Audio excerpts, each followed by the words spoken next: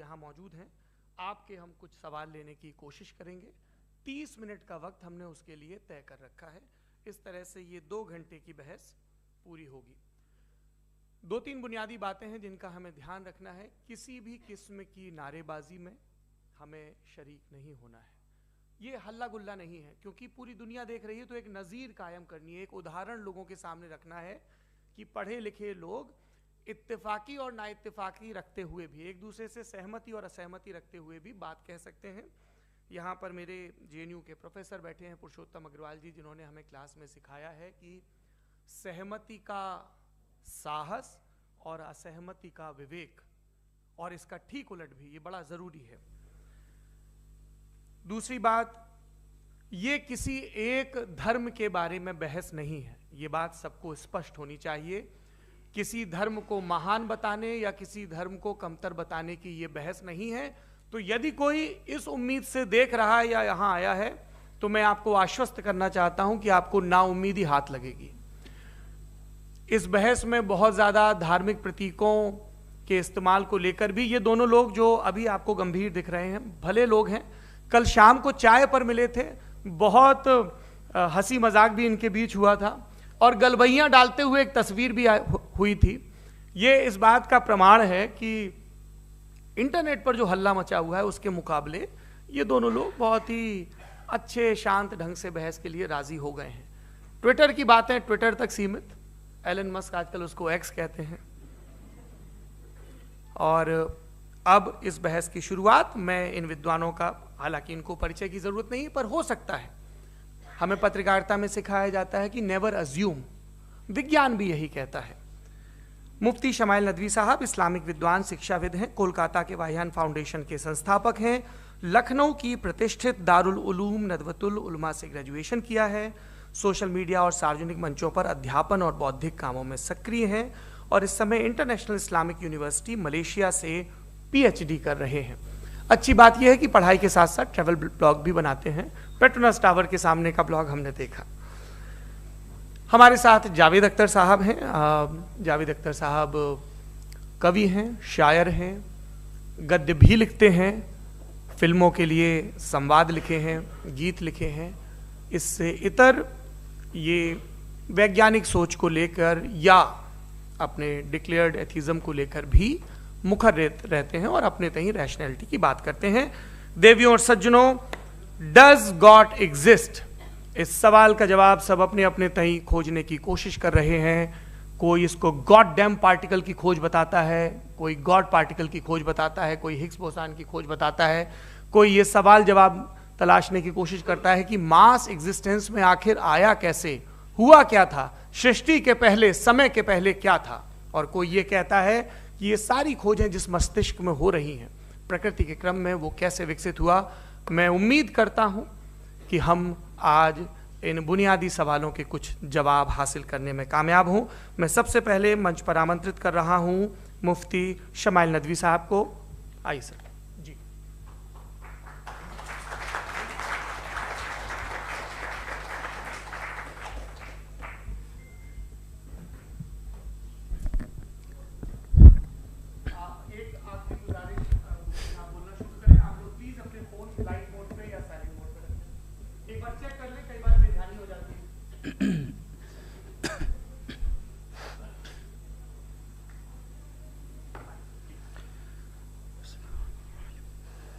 तमाम तारीफ़ें उस क्रिएटर के लिए जिसने इस यूनिवर्स को एक मकसद के तहत पैदा किया है।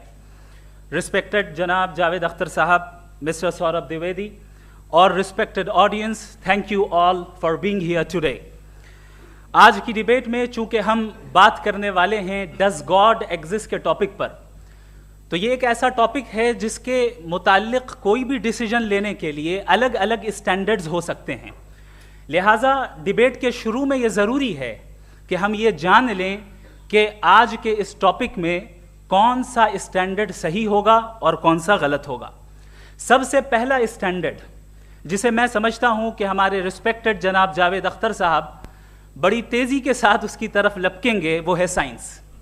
जबकि साइंस दर हकीकत खुदा के एग्जिस्टेंस को डायरेक्टली साबित करने या उसके एग्जिस्टेंस को डिनाई करने के लिए स्टैंडर्ड नहीं बन सकती। और उसकी वजह क्या है, ये मैं नहीं कह रहा, ये वो लोग कह रहे हैं जो साइंस के एक्सपर्ट्स हैं।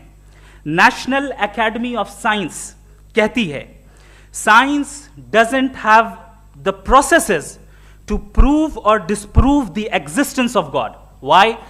क्योंकि साइंस का ताल्लुक एम्पेरिकल एविडेंस से है, और एम्पेरिकल एविडेंसेस का ताल्लुक हमारे नेचुरल और फिजिकल वर्ल्ड से है, जबकि गॉड नॉन फिजिकल और सुपर नेचुरल रियलिटी है। लिहाजा नॉन फिजिकल रियलिटी को आप उस टूल के साथ नहीं चेक कर सकते जिसका काम फिजिकल रियलिटी को तलाश करना है।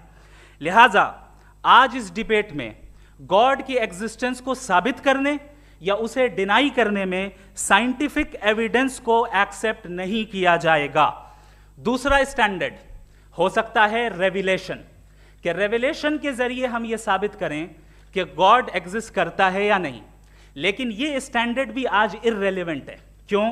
क्योंकि रेविलेशन मेरे नजदीक सोर्स ऑफ नॉलेज है, वैलिड सोर्स ऑफ नॉलेज है, लेकिन हमारे जावेद अख्तर साहब के नजदीक ये वैलिड सोर्स ऑफ नॉलेज नहीं है।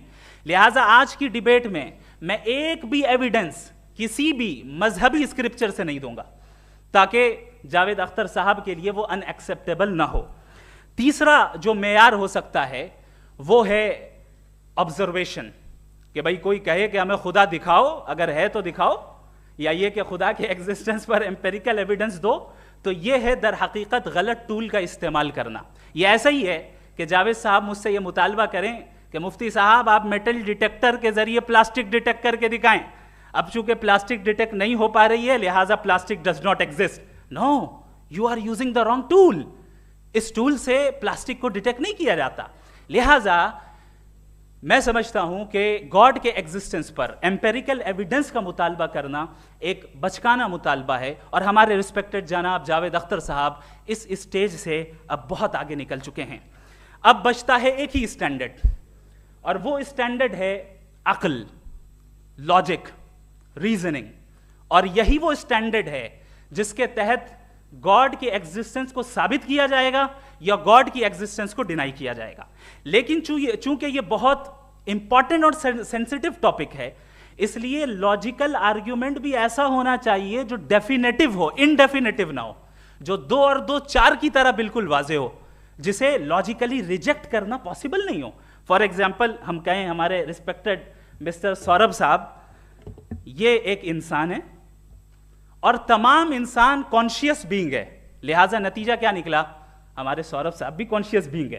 क्या ये इनडेफिनेट आर्ग्यूमेंट है या डेफिनेट आर्ग्यूमेंट है? ये डेफिनेट आर्ग्यूमेंट है।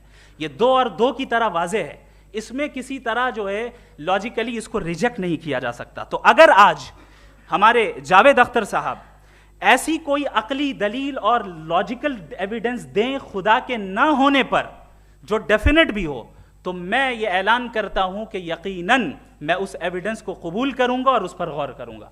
लेकिन साथ में यह भी ऐलान कर देता हूं प्रेडिक्शन के तौर पर कि ऐसा कोई डेफिनेट आर्ग्यूमेंट कोई नहीं पेश कर सकता। दलील हम देंगे और डेफिनेटिव दलील देंगे, लॉजिकल दलील देंगे, ऐसी दलील देंगे जो एंटायर एथिस्टिक वर्ल्ड उसे रेफ्यूट नहीं कर सकती। चलें अब हम एक एग्जाम्पल सोचते हैं, एक सिनेरियो, सिंपल सिनेरियो, तमाम ऑडियंस से गुजारिश है, हम और आप एक आइसोलेटेड आइलैंड पर हैं, ऐसा आइलैंड जहां पे हमसे पहले कोई कभी नहीं गया। चलते चलते आपके सामने अचानक आपने देखा एक पिंक कलर की बॉल पड़ी हुई है। सबसे पहला सवाल आपके जहन में क्या आएगा कि ये बॉल यहां क्यों आई, कैसे आई, ये पिंक कलर की ही क्यों है, कोई और कलर भी हो सकता था, ये इसी शेप में क्यों है, कोई और शेप भी हो सकता था। नेचुरली आप इस तरफ पहुंचेंगे कि कोई ना कोई है जिसने इन स्पेसिफिक प्रॉपर्टीज के साथ इस बॉल को बनाया है और यहां पे रखा है। चूंकि आप जानते हैं कि ये जो बॉल है इसका एग्जिस्ट करना जरूरी नहीं है, ये एग्जिस्ट कर भी सकती थी, नहीं भी कर सकती थी, और एग्जिस्ट करना ही था तो किसी और फॉर्म में करती, किसी और कलर में करती। अब आप इस बॉल को एक्सपैंड करते चले जाएं, एक्सपैंड करते चले जाएं, एक्सपैंड करते चले जाएं, यहां तक कि ये बॉल यूनिवर्स के साइज की हो जाए। बताइए कि क्या साइज के बढ़ जाने से सवाल बदल जाएगा? हरगिज नहीं बदलेगा। अभी भी सवाल रहेगा ये यूनिवर्स कहां से आया, इन स्पेसिफिक प्रॉपर्टीज के साथ कहां से आया, क्यों आया, किसने बनाया, यह सवाल उस वक्त भी वैलिड रहेगा। लेकिन यह सवाल अगर हम जनाब जावेद अख्तर साहब से करें तो चूंकि इनका वर्ल्ड व्यू एथिस्टिक है, और सिर्फ इनका नहीं, मतलब जितने भी एथिस्ट हैं और एथिस्टिक वर्ल्ड व्यू को रखने वाले से अगर आप ये सवाल करें कि ये यूनिवर्स कहां से आया, तो इनका जवाब या तो आर्ग्यूमेंट फ्रॉम इग्नोरेंस होगा या डॉगमेटिक होगा। या तो ये कहेंगे कि मुझे नहीं पता कि ये कहां से आया, लिहाजा गॉड डज नॉट एग्जिस्ट, ये आर्ग्यूमेंट फ्रॉम इग्नोरेंस है। या ये कहेंगे कि ये यूनिवर्स खुद ब खुद बन गया, इसका मतलब ये है कि उस बॉल को भी खुद ब खुद बन जाना चाहिए, लेकिन बॉल के ताल्लुक से ये एक्सप्लेनेशन एक्सेप्ट नहीं की जाएगी कि ये खुद ब खुद बन गई, लेकिन यूनिवर्स के ताल्लुक से कर दिया जाएगा। इसे हम दूसरे अल्फाज में डॉगमा भी कह सकते हैं। दूसरी चीज, हमारे जावेद अख्तर साहब जरूर गॉड ऑफ गैप्स की मिसाल भी जरूर देंगे, और मिसाल देंगे कि पहले ज़माने में बिजलियां कड़कती थी तो लोगों ने किसी एक खुदा की तरफ, और बारिश होती थी तो दूसरे खुदा की तरफ मंसूब कर दिया, उनके पास दलील नहीं थी। यह हमारा वर्ल्ड व्यू है ही नहीं, यह हमारा वर्ल्ड व्यू है ही नहीं, क्योंकि नेचुरल फिनोमेना के प्रोसेस की इंटरप्रिटेशन को जान लेने से यह कहां से साबित हो गया कि गॉड एग्जिस्ट नहीं करता है। इस पर मैं इंशाअल्लाह अभी आगे बात करूंगा।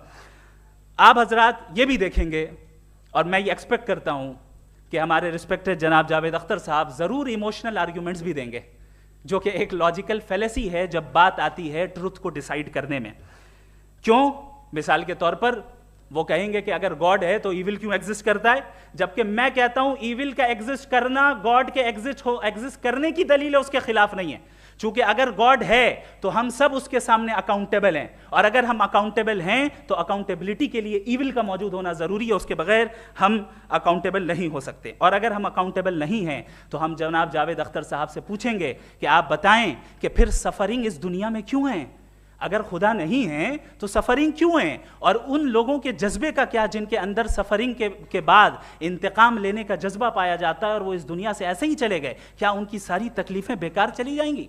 अब आ जाएं उसी एग्जाम्पल की तरफ कि बॉल, मुझसे अगर कोई पूछे इस बॉल को किसने बनाया और या इस एक्सपेंडेड बॉल को किसने बनाया, मैं कहूंगा कि चूंकि ये यूनिवर्स और इस यूनिवर्स की तमाम चीजें कॉन्टिंजेंट हैं। कॉन्टिंजेंट होने का मतलब ये होता है कि जो अपने एग्जिस्टेंस पे किसी के ऊपर डिपेंड करती हो, तो जाहिर है ये यूनिवर्स कॉन्टिंजेंट है। और अगर कोई चीज कॉन्टिंजेंट नहीं है तो मैं रिक्वेस्ट करूंगा कि मुझे दिखा दें कि कौन सी चीज यूनिवर्स में कॉन्टिंजेंट नहीं है, हम भी जरा गौर कर लें और हम भी देख लें।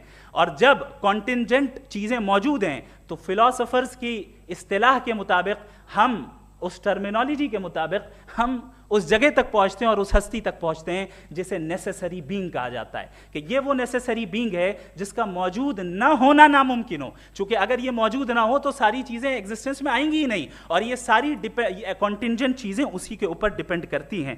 अब अगर आप ये सवाल करते हैं कि फिर उस हस्ती को किसने बनाया, फिर उसका कॉज क्या है, फिर उसका कॉज क्या है, फिर उसका कॉज क्या है, और एंडलेसली चले जाएं, इसे हम कहते हैं इन्फिनिट रिग्रेस ऑफ कॉजेज, जो कि लॉजिकल फेलेसी है। कॉन्सेप्चुअली इन्फिनिटी पॉसिबल है। मिसाल के तौर पे न्यूमेरिकल्स 1 2 3 गिनते चले जाएं, इन्फिनिट नंबर्स हैं। मैं कॉन्सेप्चुअली बात नहीं कर रहा, प्रैक्टिकली रियलिटी में साबित करके दिखाएं कि infinite regress of causes possible हैं या नहीं। अगर पॉसिबल हैं तो हम मान लेंगे, मिसाल दे दें, और पॉसिबल नहीं है तो एक ही ऑप्शन बचता है जिसे हम कहते हैं नेसेसरी बीइंग। ऐसी नेसेसरी बीइंग जो इंडिपेंडेंट है, क्योंकि अगर वो डिपेंडेंट हुई तो वो नेसेसरी नहीं रहेगी। ऐसी इंडिपेंडेंट बीइंग जो इटर्नल है, अगर वो इटर्नल नहीं होगी, उसकी बिगिनिंग होगी तो वो खुद कॉन्टिंजेंट है।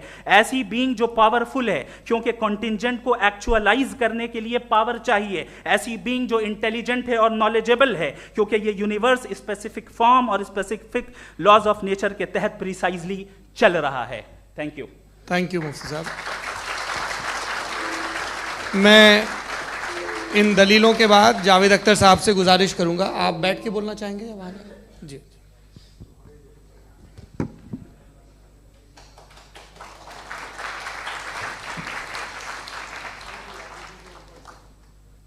पहले तो मैं मुफ्ती साहब को एक अच्छी खबर देना चाहूँगा कि मेरी नॉलेज साइंस के बारे में बड़ी मामूली है, तो आप फिक्र ना करें उसकी, लेकिन कुछ कॉमन सेंस है मुझ में। देखिए, ये खुदा का तस्वुर कोई नया तस्वुर नहीं है, ये सदियों से रहा है। ये कुछ रिलीजन 3000 साल पुराने होंगे, 4000 साल पुराने होंगे, लेकिन इंसान कोई 10,000 12,000 साल से एग्जिस्ट करता है होमो सेपियन की शक्ल में, और हमेशा कुछ ना कुछ मज़हब रहे। ये मज़हब जाहिलों के नहीं थे, ये मज़हब एक ऐसी ग्रीक सोसाइटी के थे जहाँ बड़े बड़े फिलोसफर्स पैदा हुए। ये मज़हब इजिप्शियंस के थे जिन्होंने पिरामिड्स बनाए थे। ये रोमन्स के थे कि जिनका आर्किटेक्चर और सेनेट यानी पहली बुनियाद डेमोक्रेसी की, लिमिटेड थी मगर डेमोक्रेसी थी, ये उन लोगों ने किए थे। तो इनका जो जुपिटर था, रा था, ज़्यूस था, उन्हें उस पर इतना ही एतमाद था जितना आज किसी मजहबी आदमी को अपने खुदा पे होगा। क्रिश्चियनिटी आने से पहले यूरोप में एक मज़हब था जर्मेनिक रिलीजन। उसका एक खुदा था, उसकी एक बीवी थी, उसके 2 बेटे थे, एक बेटी थी। फिर जर्मनी में जब यूरोप में क्रिश्चियनिटी आई तो वो खुदा, उसकी बीवी और पूरे ख़ानदान चला गया। तो हमने, अगर हम हिस्ट्री देखें तो खुदा जो हैं वो ज़्यादातर फ़ानी है, वो हमेशा रहे नहीं। और वो जो लोग इन्हें मानते थे उनको आप कहें वो तो जाहिल थे, उन्हें तो कुछ पता ही नहीं था, ऐसा नहीं है। वो अपने वक्त में बड़े काबिल लोग थे और अपने वक्त में उन्होंने बड़े बड़े काम किए हैं, फिलोसफर्स थे, साइंटिस्ट थे। लेकिन उनका मज़हब कहाँ गया, उनके खुदा कहाँ गए? आज जो खुदा हैं दुनिया में लोग उन्हें मानते हैं। आपको क्या मालूम कि कितने बरसों के बाद क्या होने वाला है? हम यूरोप में देखते हैं तो चर्च खाली हैं। तो वक्त के साथ चीज़ें बदलती हैं। जहाँ तक इसका ताल्लुक़ है मज़हबों का, हर मज़हब आपसे एक चीज़ मांगता है, फेथ। ये फेथ क्या चीज़ होती है? What is the difference between faith and belief? ये तो बहुत ही अहमकाना बात होगी कि कोई आदमी कहे साहब अगर खुदा है तो मुझे दिखाइए। ये तो जाहिलाना बात हुई। मैंने तो नॉर्थ पोल नहीं देखा है मगर मैं मानता हूँ कि नॉर्थ पोल है। मैं क्यों मानता हूँ? इसलिए कि अगर ये दुनिया राउंड है तो उसका कोई टॉप होगा। कुछ लोग हैं जो वहाँ गए भी हैं, कॉमन सेंस कहता है कि ऐसा होगा, सबूत है, गवाह है, रीज़न है। तो ये मेरा फेथ नहीं है। तो फेथ में और बिलीफ में डिफरेंस क्या है? जो मज़हब मांगता है आपसे, हर मज़हब फेथ मांगता है। फेथ का मतलब ये है कि ना कोई गवाह हो, ना कोई सबूत हो, ना कोई रैशनल हो, ना कोई लॉजिक हो, ना कोई प्रूफ हो, मगर तुम एक बात को मानो। ये है फेथ। वरना बिलीफ होता। अगर इसमें कुछ भी सबूत होते, गवाह होते, तो फिर इसे आप बिलीफ कहते हैं। जैसे मेरा बिलीफ है कि नॉर्थ पोल है, मेरा फेथ थोड़ी है। फेथ इन तमाम शर्तों को रद्द करता है। तो फिर स्टुपिडिटी क्या है? अगर मैं एक बात ऐसी मानूं जिसकी ना कोई लॉजिक है, ना कोई रैशनल है, ना कोई प्रूफ है, ना कोई गवाह है, ना कोई सबूत है, और मैं उसे मानूं, तो ये स्टुपिडिटी हुई। इसे ही भाई कल को मैं यकीन कर लूं कि एलॉन मस्क जो है मेरा भाई है, तो मुझे इंतहाई खुशी होगी, सुकून भी बहुत मिलेगा मुझे। लेकिन और कहे भाई क्यों मानते हो, क्या सबूत है? भाई वो तो अमेरिकन है और तुम तो इंडियन हो, वो तो नस्ल अलग है, तुम्हें कभी मिले भी नहीं। साहब देखिए मेरा फेथ है, इस पर बात न किया। फेथ का मतलब ही यह है कि आप प्रूव नहीं कर सकते। अगर आप प्रूव कर सकते हो तो फेथ की ज़रूरत ही नहीं, फिर तो आप बात करेंगे, आप कितनी बहस कर लीजिए। अल्टीमेटली दुनिया का हर मजहब फेथ पे टिका है, और फेथ का मतलब है एक ऐसा यकीन जिसका कोई सबूत, कोई गवाह, कोई रैशनल नहीं। अब आप ये कहें, क्या आप ये क्यों कह रहे हैं कि साहब ये कायनात किसने बनाई? कमाल ये है कि आपने बताया कि एक आइलैंड पे गए और एक बॉल देखी। आपने ये नहीं कहा कि आइलैंड किसने बनाया, आपको सिर्फ बॉल पे हैरत हुई। हमने आइलैंड पे हमने हैरत नहीं की, होते हैं आइलैंड। इसी तरह ये आइलैंड है, सितारे, ये गैलेक्सीज, ये सब आइलैंड हैं खला में। हम उन्हें टेकन फॉर ग्रांटेड लेते हैं, हम पूछते नहीं किसने बनाए।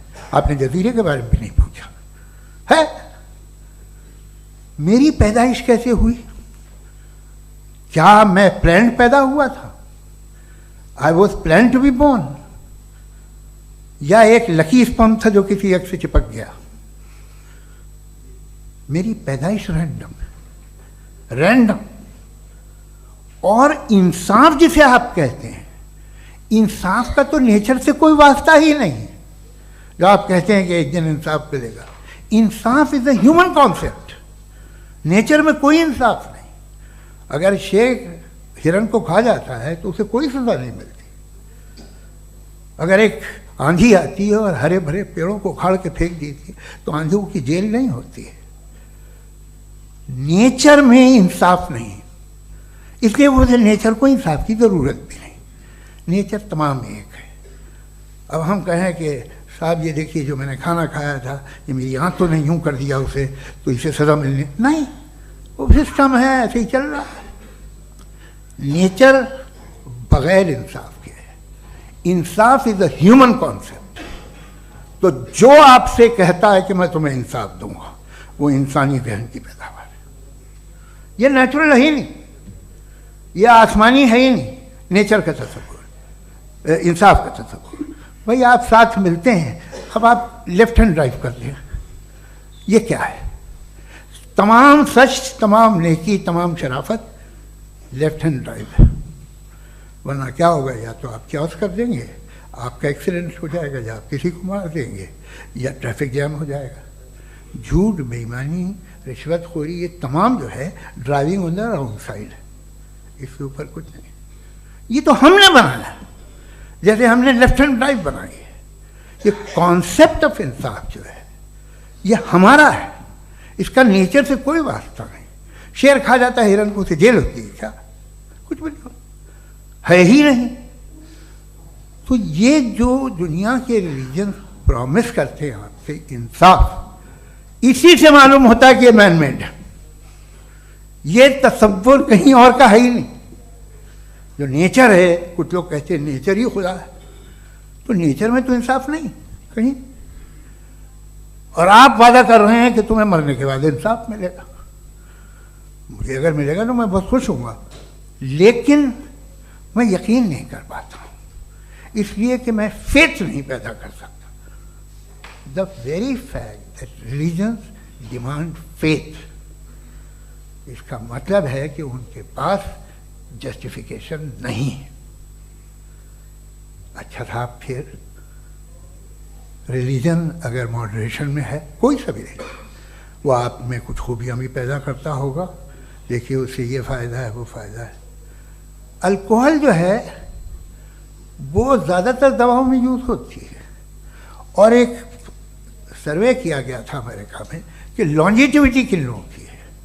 तो एक तरफ वो लोग थे जो शराब पीते ही नहीं थे, और एक तरफ वो थे जो एक बोतल शराब रोज़ पीते थे। सबसे ज़्यादा लंबी उम्र उनकी है जो 2 पैक नाप के शराब पीते और खाना खाते हैं। मगर हम शराब को बुरा समझते हैं, मैं भी बुरा समझता हूँ।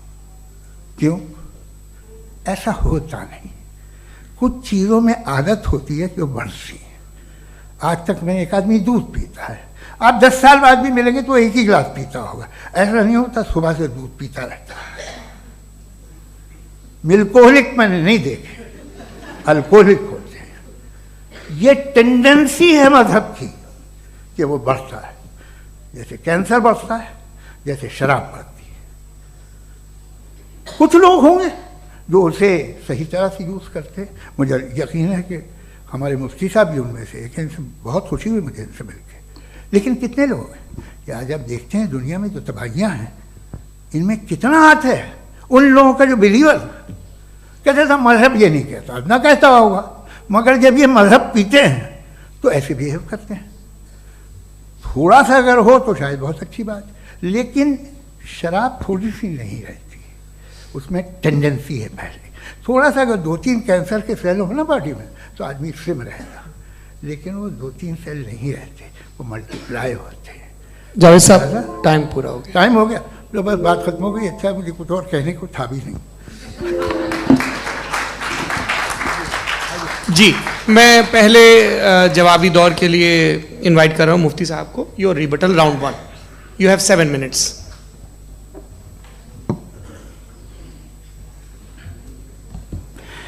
Thank you very much Javed साहब। आपकी बात को सुनकर बड़े महजूज हुए हम लोग। महजूज, do you understand?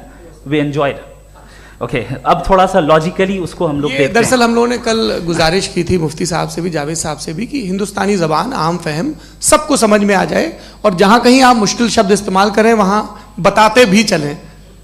Thank you. तो सबसे पहले हमारे रिस्पेक्टेड जावेद साहब ने हवाला दिया कि खुदा फ़ानी है, कितने मजहब आगे चले गए, किसी ने जुपिटर को खुदा माना, किसी ने किसी को माना। मैं कहता हूँ जिसने कॉन्टिंजेंट चीज़ को खुदा माना, गलत माना, वो खुदा ही नहीं, वो खुदा ही नहीं है।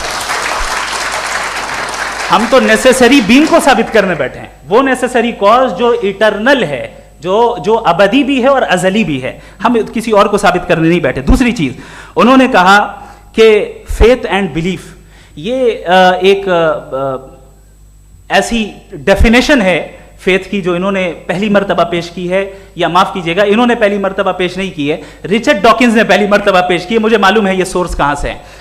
एपिस्टेमोलॉजिकली फेथ और बिलीफ का फर्क आप इस तरह नहीं कर सकते सर। फेथ सही भी होता है, गलत भी होता है, बिलीफ सही भी होता है, गलत भी होता है। जो लॉजिक, रीजन और एविडेंस से बैक्ड होगा वो फेथ सही होगा। और आप जिस फेथ की बात कर रहे हैं कि इलॉजिकल है और उसके पीछे नहीं है, तो we are on the same page.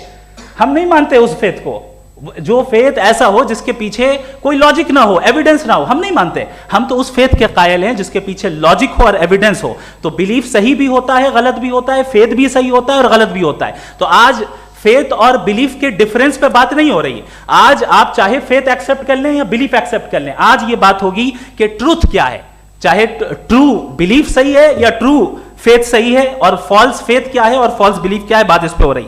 दूसरी चीज इन्होंने पूछा स्टुपिडिटी फिर क्या है। अगर फेथ रिलीजन स्टुपिडिटी नहीं है तो और क्या है? चूंकि फेथ का मुतालबा करते हैं तो स्टुपिडिटी क्या है? मैं कहता हूं स्टुपिडिटी एथिज्म है। उसकी वजह यह है कि आप एक सड़क पे जा रहे हो और आप किसी गार्डन में जाएं और देखें वहां लिखा है फूलों के साथ I love Javed Akhtar, and I really do, I love you sir.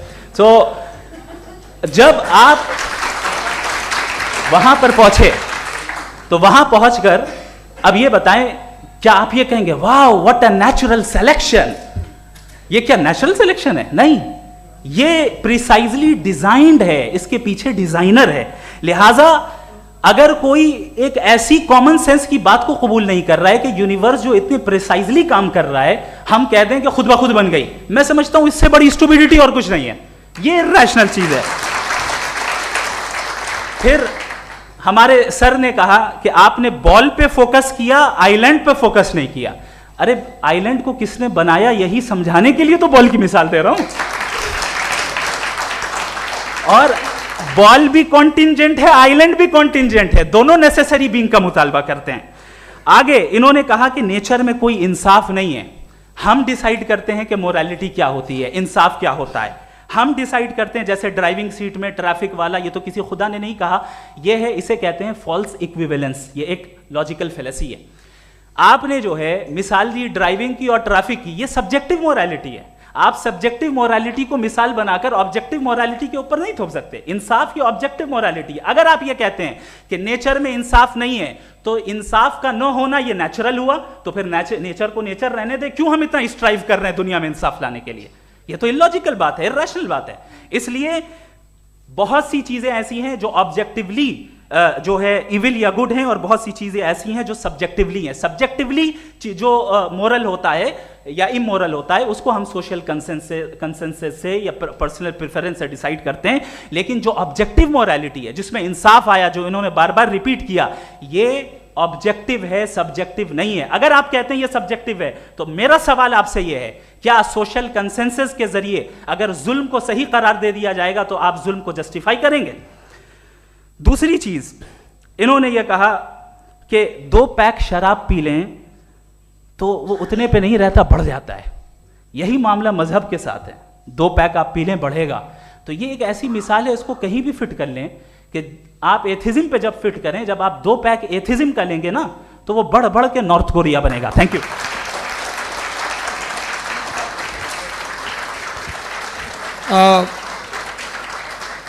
First round के रिबटल के लिए मैं जावेद साहब को इनवाइट कर रहा हूं। आपके पास 7 मिनट का वक्त है, रीसेट कर दीजिएगा प्लीज।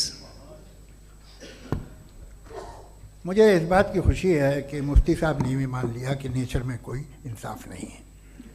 तो कोई भी चीज़ जो इंसान ने नहीं बनाई है उसमें इंसाफ नहीं होता है। एक बात मैं आपसे अर्ज करूँ, जरा पता लगा लीजिएगा, ये जो आप बाग में जाते हैं बेहद खूबसूरत फूल देखते हैं ना, इनमें से कोई नेचुरल नहीं है। ये सारे फूल क्रॉस करके बनाए गए हैं। जो जंगल में फूल होते हैं निहायत मामूली होते हैं, ये फूल इंसानों ने बनाए हैं। जो आप बाग में देख के वाह वाह कहते हैं, ये इंसानों के बनाए हुए हैं। डिफरेंट फूलों को क्रॉस करके, डेवलप करके, फिर क्रॉस करके इस तरह से बनाए गए। नेचुरल फ्लावर नहीं। किसी जंगल वीरान में जाके आप गुलाब के फूल नहीं देखेंगे। ये सब बनाए हुए इंसान ने, बहुत से काम इंसान ने किए हैं। बाकी है कि आपने मेरी एक बात का जवाब नहीं दिया, जिससे मुझे शिकायत है कि फेथ क्या है और आप फेथ मांगते क्यों हैं मुझसे? आप तो लॉजिकल हैं, आपके पास तो सारे रैशनल्स हैं, आपके पास सारे सबूत हैं, तो आपको फेथ की डिमांड क्यों करते हैं कि भाई तुम सरेंडर कर दो और सवाल मत करो? कोई मजहब सारे सवाल करने की इजाजत नहीं देता है और मना करता है कि ज़्यादा सवाल ना करो, बह जाओगे तुम। आप क्यों रोकते हैं? हकीकत यह है कि इंसानी तारीख क्या है। इंसानी तारीख ये है कि दुनिया में दो तरह के लोग हुए हैं। एक वो जिन्होंने अपनी लाइल्मी की परस्तिश की है, दूसरे वो जिन्होंने अपनी इग्नोरेंस या लाइल्मी से झगड़ा किया है और मालूम किया है कि क्या है। ये जो आप कह रहे हैं, आज आप हैरान हैं कि भाई ये यूनिवर्स कैसे बनी। लोग हैरान थे कि सूरज डूबता है तो इधर से कैसे निकलता है। और आप एक कदम जाके हमेशा का मानने को तैयार है, एक कदम पीछे ही मान जाइए।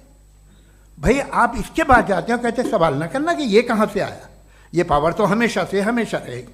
तो आप यूनिवर्स के बारे में मानने में क्या तकलीफ है? एक कदम पहले रुक जाइए। ये हमेशा से थी या नहीं थी, हमें मालूम नहीं है। और ये कहना कि हमें मालूम नहीं है, कमाल ये है कि दुनिया के सारे मजहब सब जानते हैं ये दुनिया कैसे बनी थी, कैसे मिटेगी, मरने के बाद क्या होगा, इनको सब इल्म है। इनको किसी को डायनासोर होते थे पहले ये नहीं पता था, किसी को नहीं पता। किसी भी दुनिया की मजहबी किताब में डायनासोर का जिक्र नहीं है। लेकिन बाकी सब बातें, how to make universe in 4 easy lessons and बाकी सब पता है। जिसको सब पता है वो गड़बड़ है। हम में ये इंकिसार, ये ह्यूमिलिटी होनी चाहिए कि हम ये कहें कि हमें ये बहुत सारी बातें नहीं मालूम, लेकिन हम उनकी परस्तिश ना करना, अपनी लाइल्मी को की परस्तिश ना करें, हम उसे पता लगाने की कोशिश करें। जिस दुनिया में आप बैठे हैं सर, ये हॉल जो है, ये इलेक्ट्रिसिटी जो है, ये माइक जो है, जिस हवाई जहाज से आप आए थे, वो जिस कार से आप यहाँ आए हैं, ये सब उन लोगों की बनाई हुई है जिन्होंने सवाल किए थे। ये दुनिया जिसमें आप आज आराम से हैं, ये उन लोगों की बनाई है कि जिन्होंने सवाल किए थे। और हर स्टेज पे इन सवालों को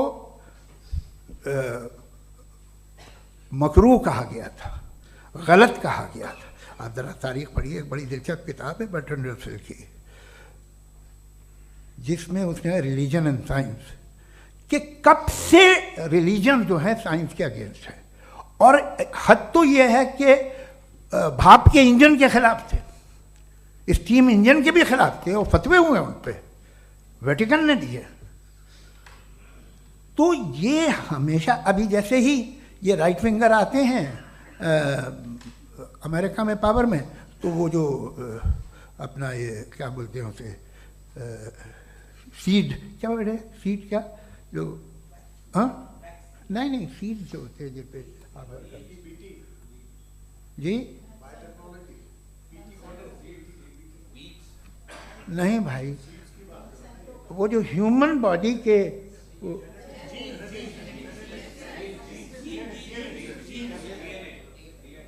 उस पर रिसर्च बंद हो जाती है, रिपब्लिकन नहीं करने देते। अरे भाई इतना डर क्या है तुम्हें? एक ज़माने में बहुत नाराज़ थे ये सारे मजहबी लोग कि ये इंसान तो इंसान बनाने की कोशिश कर रहा है। आपको क्या तकलीफ भाई, बना ले तो बना लेने दो, ये खौफ क्या है? और ये सब आज जो आप कह रहे हैं नामुमकिन है, ये कैसे हुआ? मुझे एक किस्सा याद आता है। जब मैं 6ठी क्लास में था तो मैं मैथमेटिक्स में बहुत वीक था, तो एक टीचर रख दिया गया, उसने 1 2 3 4 5 6 7 को सिखा दिया मुझे।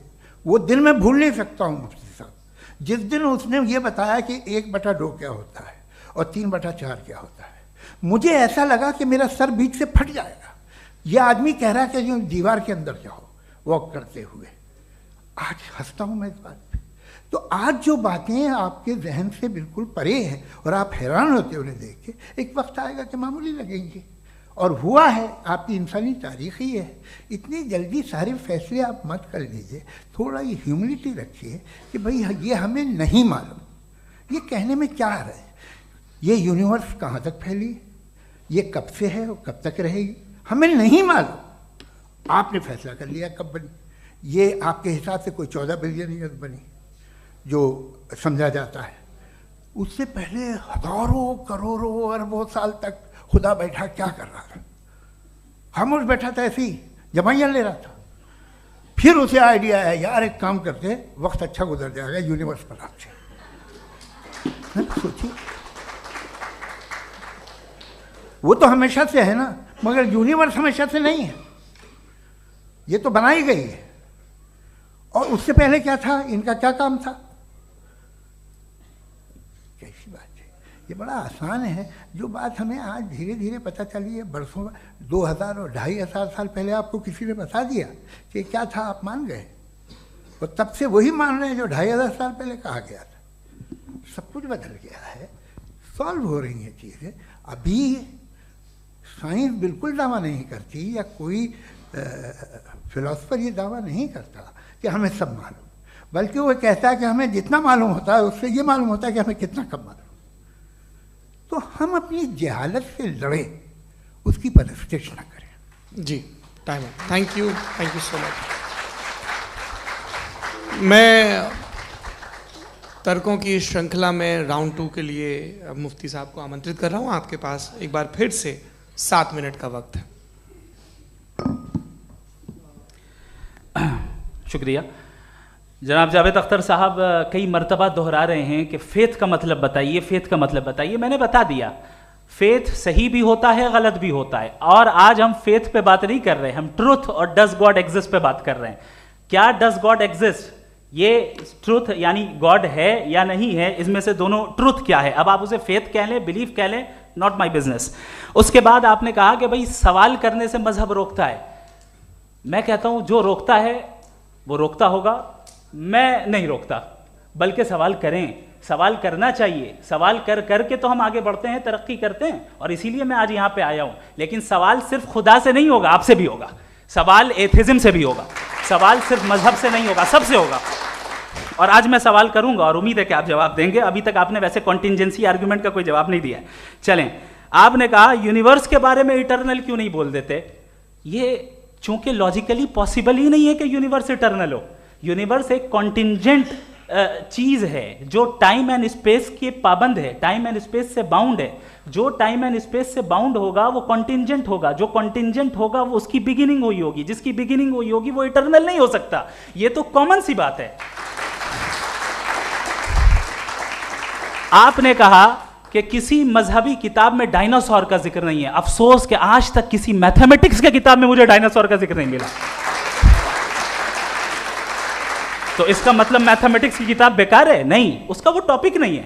रेवलेशन का और मजहबी किताबों का टॉपिक ये नहीं है कि आपको आके बताए साइकिल कैसे बनाते हैं, या आकर ये बताएं कि जो है डायनासोर कब था।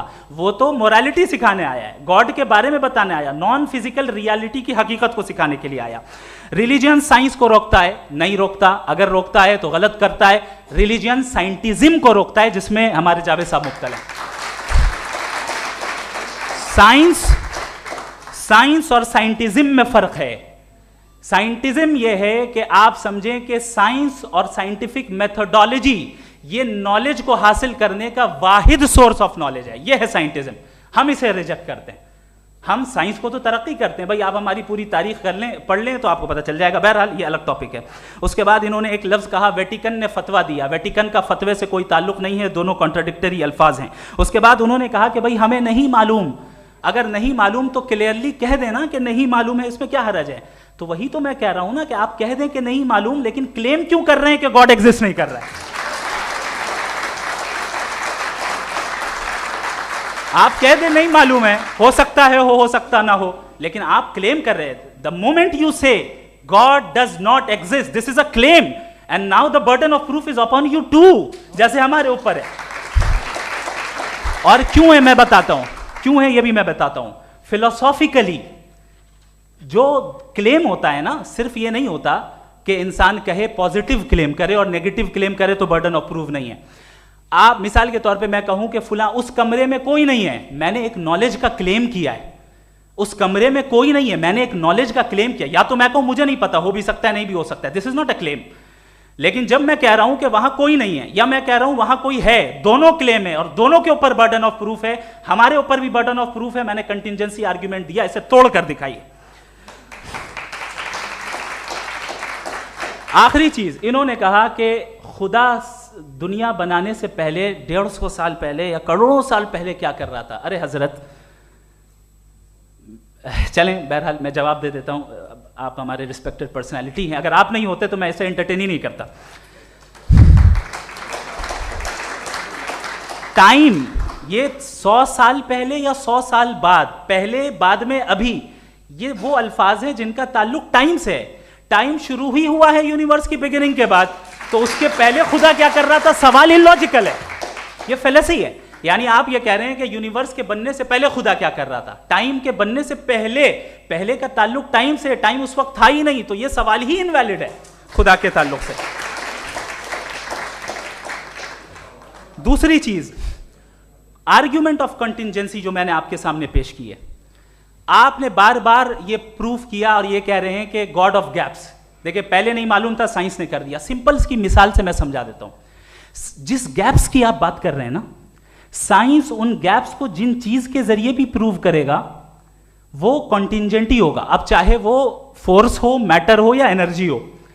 लिहाजा सवाल हमारा उस वक्त भी वैलिड होगा जब तक कि आप नेसेसरी बीइंग पे ना आ जाएं, और इन्फिनिट रिगरेस पॉसिबल नहीं है of causes in practical world, तो जाहिर है कहीं रुकना पड़ेगा, जहां रुकेंगे वही खुदा है। दूसरी चीज, आपने ये कहा, क्या कह रहा था मैं, किस पॉइंट को? What? Oh no, after that. Just now. हाँ, जहां रुकेंगे वही खुदा है। बहरहाल, तो टाइम का जिक्र हो गया, गॉड ऑफ गैप, सॉरी, या इसकी एक मिसाल आप ले लें। एक कार है, एक साहब ने देखा कि भाई कार जो है उसके व्हील्स कितने अच्छे लगे हुए हैं, सही जगह पे, स्टीयरिंग जो है कितने अच्छे जगह पे लगी हुई है, और सीट्स कितने वेल डिजाइंड है, कितनी प्रिसाइजली ये कार काम कर रही है, तो जरूर कोई ना कोई इसे क्रिएट किया है, किसी ने क्रिएट किया है। अब जावेद साहब आए और कहे अरे जनाब बोनेट खोलिए, इसमें इंजन है, इंजन इस कार को चला रहा है, hence prove no one has created the car. This is illogical, this is irrational. आपने इंजन के जरिए उस गैप को तो साबित किया, लेकिन क्या उससे कार की जो क्रिएशन है और उसका जो क्रिएटर है ये इम्पॉसिबल हो जाए, ऐसा पॉसिबल है? उसका सवाल खत्म हो जाए, ऐसा पॉसिबल है? नहीं। आपने गैप्स को फिल करके, कॉन्टिंजेंट चीजों से गैप्स को फिल करके हमारे ऑब्जर्वेशन को और ब्रॉड कर दिया। अब हमें और पता चल गया कि ये जो कार है इसका सिस्टम कितना ज्यादा कॉम्प्लेक्स है। पहले कम समझते थे, अब कॉम्प्लेक्सिटी और ज्यादा वाजे हो गई। अब हमें समझ में आ रहा है कि हमारी सर्टेनिटी और बढ़ गई कि जरूर इस कार को किसी ना किसी ने बनाया। यही मामला यूनिवर्स का है। साइंस हमेशा फिजिकल वर्ल्ड की चीजों को ही फिल करती जाएगी और फिजिकल चीजों से ही करती जाएगी, चूंकि एम्पेरिकल एविडेंस का ताल्लुक फिजिकल वर्ल्ड से है। आप साइंस के जरिए मेटाफिजिकल रियलिटी को कभी साबित नहीं कर सकते। ये रॉन्ग टूल का इस्तेमाल करना है। ये वही काम है कि आप मेटल डिटेक्टर से प्लास्टिक डिटेक्टर करने चलें, जो कि जाहिर है सही नहीं है। Thank you.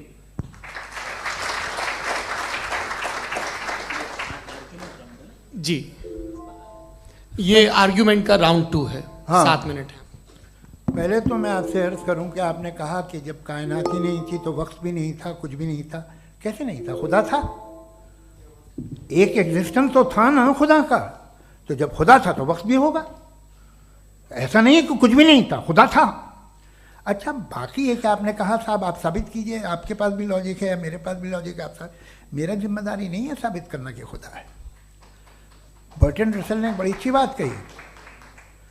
बर्टन रसल ने बड़ी अच्छी बात कही। मैं आपसे अगर ये दावा करूं कि एक चाय की केतली मरीख के चारों तरफ घूम रही है, मार्स के चारों तरफ, तो ये आपका काम नहीं है कि आप साबित करें कि कोई चाय की केतली नहीं है। ये मेरा काम है, मैंने दावा किया है। ये दावा तो मजहबी लोग करते हैं कि खुदा है, मैं क्यों साबित करूं कि नहीं है? जब तक आप मुझे कन्विंस नहीं कर देंगे मैं नहीं मानूंगा। आपकी जिम्मेदारी है, मेरी जिम्मेदारी नहीं है। दोयम ये कि ये जो आप कह रहे हैं जो गैप्स हैं, ये गैप जब जब किसी मजहब को चैलेंज करते हैं, जब ऐसा कोई बात आती है तो हंगामा हो जाता है कि जब वो चैलेंज करें किसी फेथ को। ये तमाम साइंस जो है इसे मुख्तलिफ जगहों पे मुख्तलिफ वक्तों में मज़हब ने रोकने की कोशिश की है। ये किताब है रिलीजन एंड साइंस बर्टरांड रसल की, पढ़िएगा, अच्छी लगेगी आपको। तारीख़ ही है साइंस, मज़हब की साइंस से उसका यही रिश्ता है। अच्छा, अब ये हम सोचें कि बहरहाल ये वजूद जो है मज़हब और ये बिलीव इन गॉड इंसान को बेहतर बना देता है, तो एक काम कीजिए, हिंदुस्तान वर्ल्ड का नक्शा लीजिए और मार्क कीजिए कि रिलीजन कहाँ कहाँ ज़्यादा है, कहाँ कहाँ, चाहे वो लैटिन अमेरिका हो या मिडल ईस्ट हो या फार ईस्ट हो या हिंदुस्तान के वो इलाके जहाँ मजहबियत ज़्यादा है। रख दीजिए नक्शा अलग। अब दूसरा नक्शा कि कहाँ कहाँ नाइंसाफ़ी, रिप्रेशन, औरतों के हुकूक की पामाली, जुल्म, डिक्टेटरशिप कहाँ है, नक्शा एक ही होगा। तो आप मुझे बताएं कि जो इसका तरकीब इस्तेमाल क्या है, खुदा का तरकीब इस्तेमाल तो बताइए। आप छोटी सी दवा सड़क पे बेचते हैं उसकी भी तरकीब इस्तेमाल बताते हैं। इसके इस्तेमाल से तो फ़ायदा नहीं हुआ किसी को। जो सारे के सारे ख़राब मुल्क हैं, ख़राब समाज है, वो सारे जुल्म खुदा के नाम पे करते हैं। वो गलत करते हैं, सही करते हैं, मुझे क्या लेना देना उससे। इस्तेमाल से मालूम होता ना। एक विस्की की बोतल कभी शायद देखी हो आपने, लाल रंग की होती है, उस पर रोशनी और छपड़ा इंतहाई खूबसूरत लगती है, क्या बिगाड़ रही है किसी का? उसका इस्तेमाल गलत है, इसलिए आप उसे नापसंद करते हैं। इसका इस्तेमाल गलत है, इस तसव्वुर का इस्तेमाल ही गलत है और हमेशा से गलत हुआ है। आप देख लीजिए, इंसानी तारीख देख लीजिए, आज देख लीजिए, हिंदुस्तान देखिए, दुनिया देख लीजिए क्या हो रहा है। इसे कैसे इस्तेमाल कर रहे हैं फेथ वाले लोग? क्या फेयर हैं, जस्ट हैं, जो अपने खुदाओं पे यकीन रखते हैं? वो किस तरह के लोग हैं? वो लोगों को इंसाफ देते हैं, वो बेहतर इंसान बने। तो इस दवा का फ़ायदा क्या है? चलो बहुत फ़ायदा हो रहा तो मैं इस्तेमाल कर लूँगा, मैं मुझे तो इस दवा का कोई फ़ायदा दिखता ही नहीं। मुझे तो ऐसा लगता, मैं एक और बात बताऊँ, अगर कोई आदमी मजहबी है और अच्छा आदमी है तो मैं उसकी बहुत इज्जत करता हूँ, इसलिए कि मेरा ख्याल है मजहबी आदमी का अच्छा होना मुझसे अच्छा होने से ज़्यादा मुश्किल है। भाई हर चीज़ की एक लिमिट है। आप इतना भाग सकते हैं, इतना नहीं भाग सकते, इतना वज़न उठा सकते, इतना नहीं उठा सकते, इतना दूर देख सकते हैं, इतना दूर नहीं देख सकते। उसी तरह कॉमन सेंस कहता है कि आप में नेकी का भी एक कोटा होगा। अब आप अगर सुबह जाते हैं अपनी इबादत गाह और इबादत करते हैं तो बाहर निकलते हैं तो आप तो यही महसूस करते हैं कि आपने एक बहुत अच्छा काम किया, आपकी नेकी का एक बहुत बड़ा कोटा खर्च हो गया जिससे किसी का कोई फ़ायदा नहीं। मैं तो नहीं जाता हूँ तो मुझे तो किसी को खाना खिलाना पड़ेगा, किसी बेवा की मदद करनी पड़ेगी, मैं अपना कोटा कैसे कंज्यूम करूँ? आप अपना कोटा सारे मजहबी लोग इंतहाई यूजलेस कामों में यूज़ करते हैं। उसके बाद भी अगर आप में बच्ची है थोड़ी सी शराफत तो भाई वाह क्या बात है।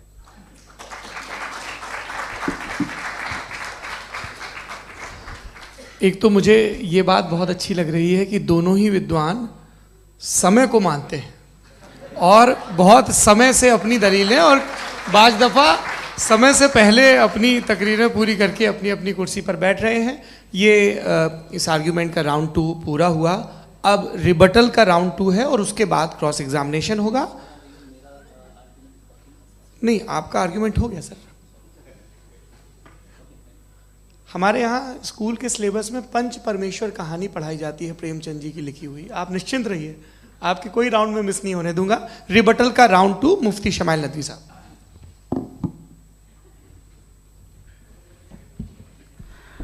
असल में जो हकीकी प्रॉब्लम है, असल प्रॉब्लम है वो ये है कि जावेद साहब के पास कॉन्सेप्ट ऑफ गॉड क्लियर नहीं है। इन्होंने कहा कि कायनात से पहले खुदा तो था, तब भी तो टाइम होगा। ये टाइम कायनात का हिस्सा है। हम खुदा, उस खुदा को मानते हैं नेसेसरी बीइंग का टाइमलेस होना जरूरी है, चूंकि वो टाइम का क्रिएटर है। जब उसने टाइम को क्रिएट किया तो वो खुद टाइम पे कैसे होगा? उसने जब स्पेस को क्रिएट किया तो खुद स्पेस में कैसे होगा? अगर वो टाइम एंड स्पेस को पहले से ही उसका पाबंद है तो फिर किस चीज को उसने क्रिएट किया? लिहाजा ये सवाल गलत है कि खुदा था तो टाइम होगा, बिल्कुल नहीं। टाइम के पाबंद हम हैं, खुदा नहीं है। हम फिजिकल वर्ल्ड से ताल्लुक रखते हैं, वो मेटाफिजिकल रियलिटी है। दूसरी चीज इन्होंने मिसाल दी कि चाय की केतली हवा में घूम रही होगी, और पता नहीं शायद वो बर्टन रसेल का उन्होंने हवाला दिया। बहरहाल यही प्रॉब्लम है। प्रॉब्लम यही है कि हम चीजों के दरमियान डिफरेंशिएट नहीं कर पाते हैं। ये जो आपने मिसाल दी ये इमेजिनेशन है, और मैं जो साबित कर रहा हूं वो लॉजिकल नेसेसिटी है। आप इमेजिन करने आए तो कुछ भी करें, जुपिटर में पिंक एलिफेंट होगा, यूनिकॉर्न होगा, करें, उससे कायनात पे क्या फर्क पड़ता है? उससे आप लॉजिकल नेसेसिटी साबित नहीं कर सकते।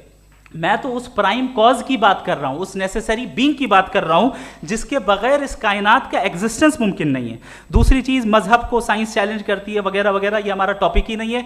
मैं इस पर बात करूंगा तो फिर मेरा वक्त चला जाएगा। मजहब के ऊपर चूंकि हमारी डिस्कशन नहीं है, साइंस को मजहब और बिलखुसूस मैं और हमारा वर्ल्ड व्यू कम अज कम साइंस को पीछे नहीं करता है, साइंटिज्म की मजम्मत करता है। इसकी वजाहत मैंने पहले कर दी।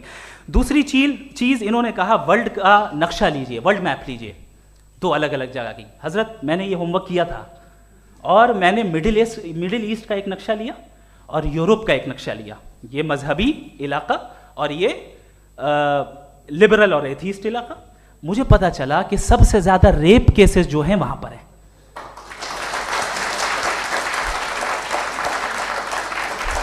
मुझे ये पता चला यूएन की रिपोर्ट के मुताबिक, मैं ये अपने घर से नहीं लेके आ रहा, कि जो वर्किंग वुमेन है यूरोपियन कंट्रीज में उसमें 81% वुमेन सेक्सुअल हैरेसमेंट का वर्क में शुमार हो रही है। ये मिडिल ईस्ट में नहीं हो रहा है, वो मजहबी लोग हैं इसलिए नहीं हो रहा है।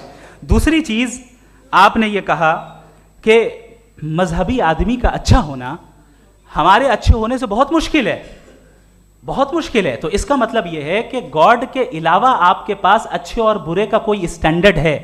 मैं चाहूंगा कि कन्वर्सेशनल स्टाइल वाली डिस्कशन और सेगमेंट पे इसी पे बात कर लेते हैं। Thank you very much.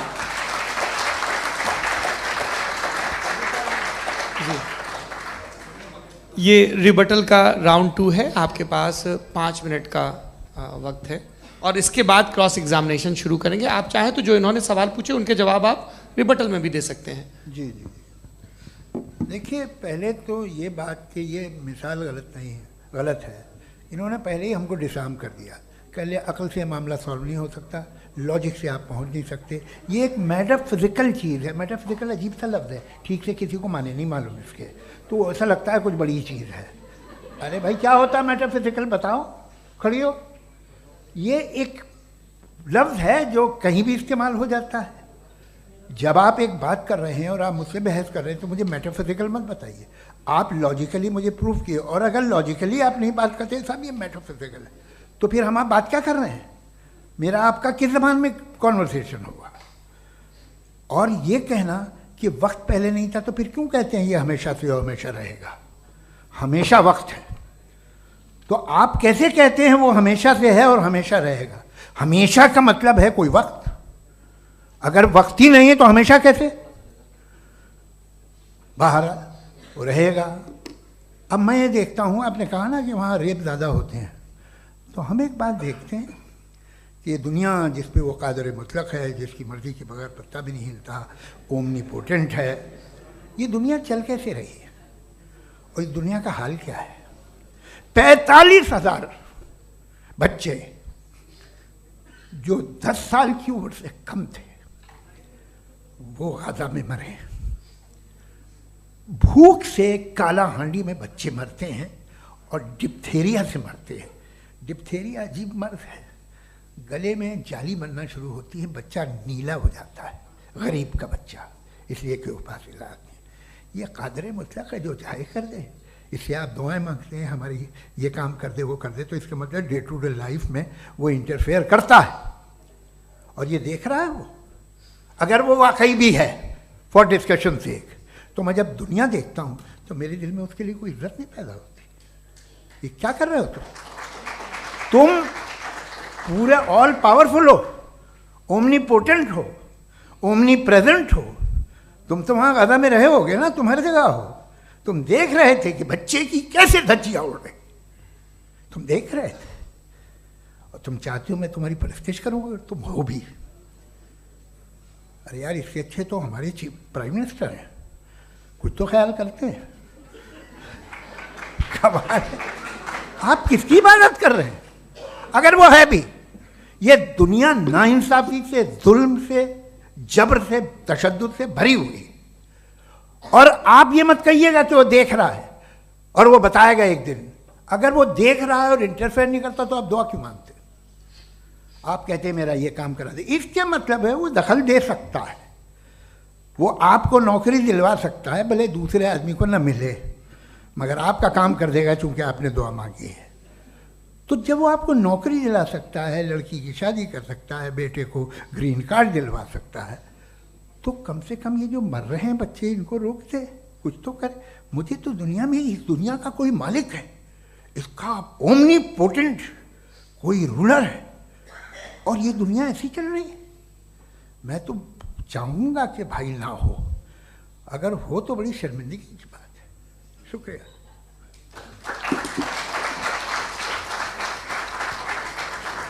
देवियों और सज्जनों, इस बहस के 2 राउंड और 2 रिबटल पूरे हो चुके हैं। अब सबसे ज़रूरी और सबसे मुश्किल राउंड शुरू हो रहा है, क्रॉस एग्जामिनेशन का। अब इन विद्वानों की सज्जनता की एक परख भी होगी, और वक्त हमने 16 मिनट का तय किया है।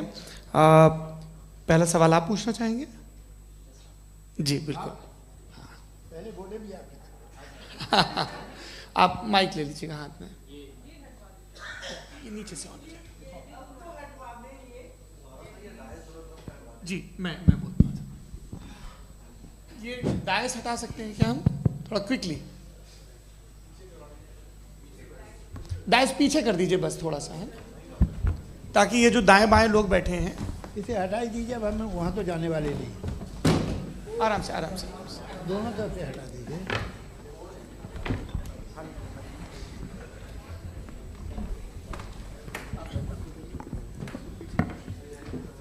इस बीच आप लोग भी अपने अपने सवाल तैयार कर लें। ये ध्यान रखेंगे कि मैं यहाँ से सवाल लूँगा, आप लोगों को अपना हाथ ऊपर करना है, अपना नाम बताना है और अधिकतम 3 वाक्यों में अपना सवाल पूरा करना है। कई लोग सवाल की जगह भाषण देने लगते हैं, उससे आज बचना है। जी मुफ्ती साहब, पहला सवाल आपका, 16 मिनट हैं, हम दोनों लोगों के सवाल लेंगे। जी जी बहुत शुक्रिया। आपकी जो अभी बात हुई बहुत अहम थी, मैं इसको चाहूँगा कि आगे डिस्कस करूँ, लेकिन चूँकि अभी ये वो सेगमेंट है क्रॉस एग्जामिनेशन, तो सबसे पहला सवाल आपसे ये है कि जो मैं इतनी देर से कॉन्टिंजेंसी आर्ग्यूमेंट आपको बता रहा था, ये अकल से ही बता रहा था हजरत, आप ये बताएं कि आप इन्फिनिट रिग्रेस ऑफ कॉजेस को पॉसिबल मानते हैं या नेसेसरी बीइंग के एग्जिस्टेंस को सही समझते हैं? चूंकि 2 ही ऑप्शन हो सकता है, आप ये बताएं।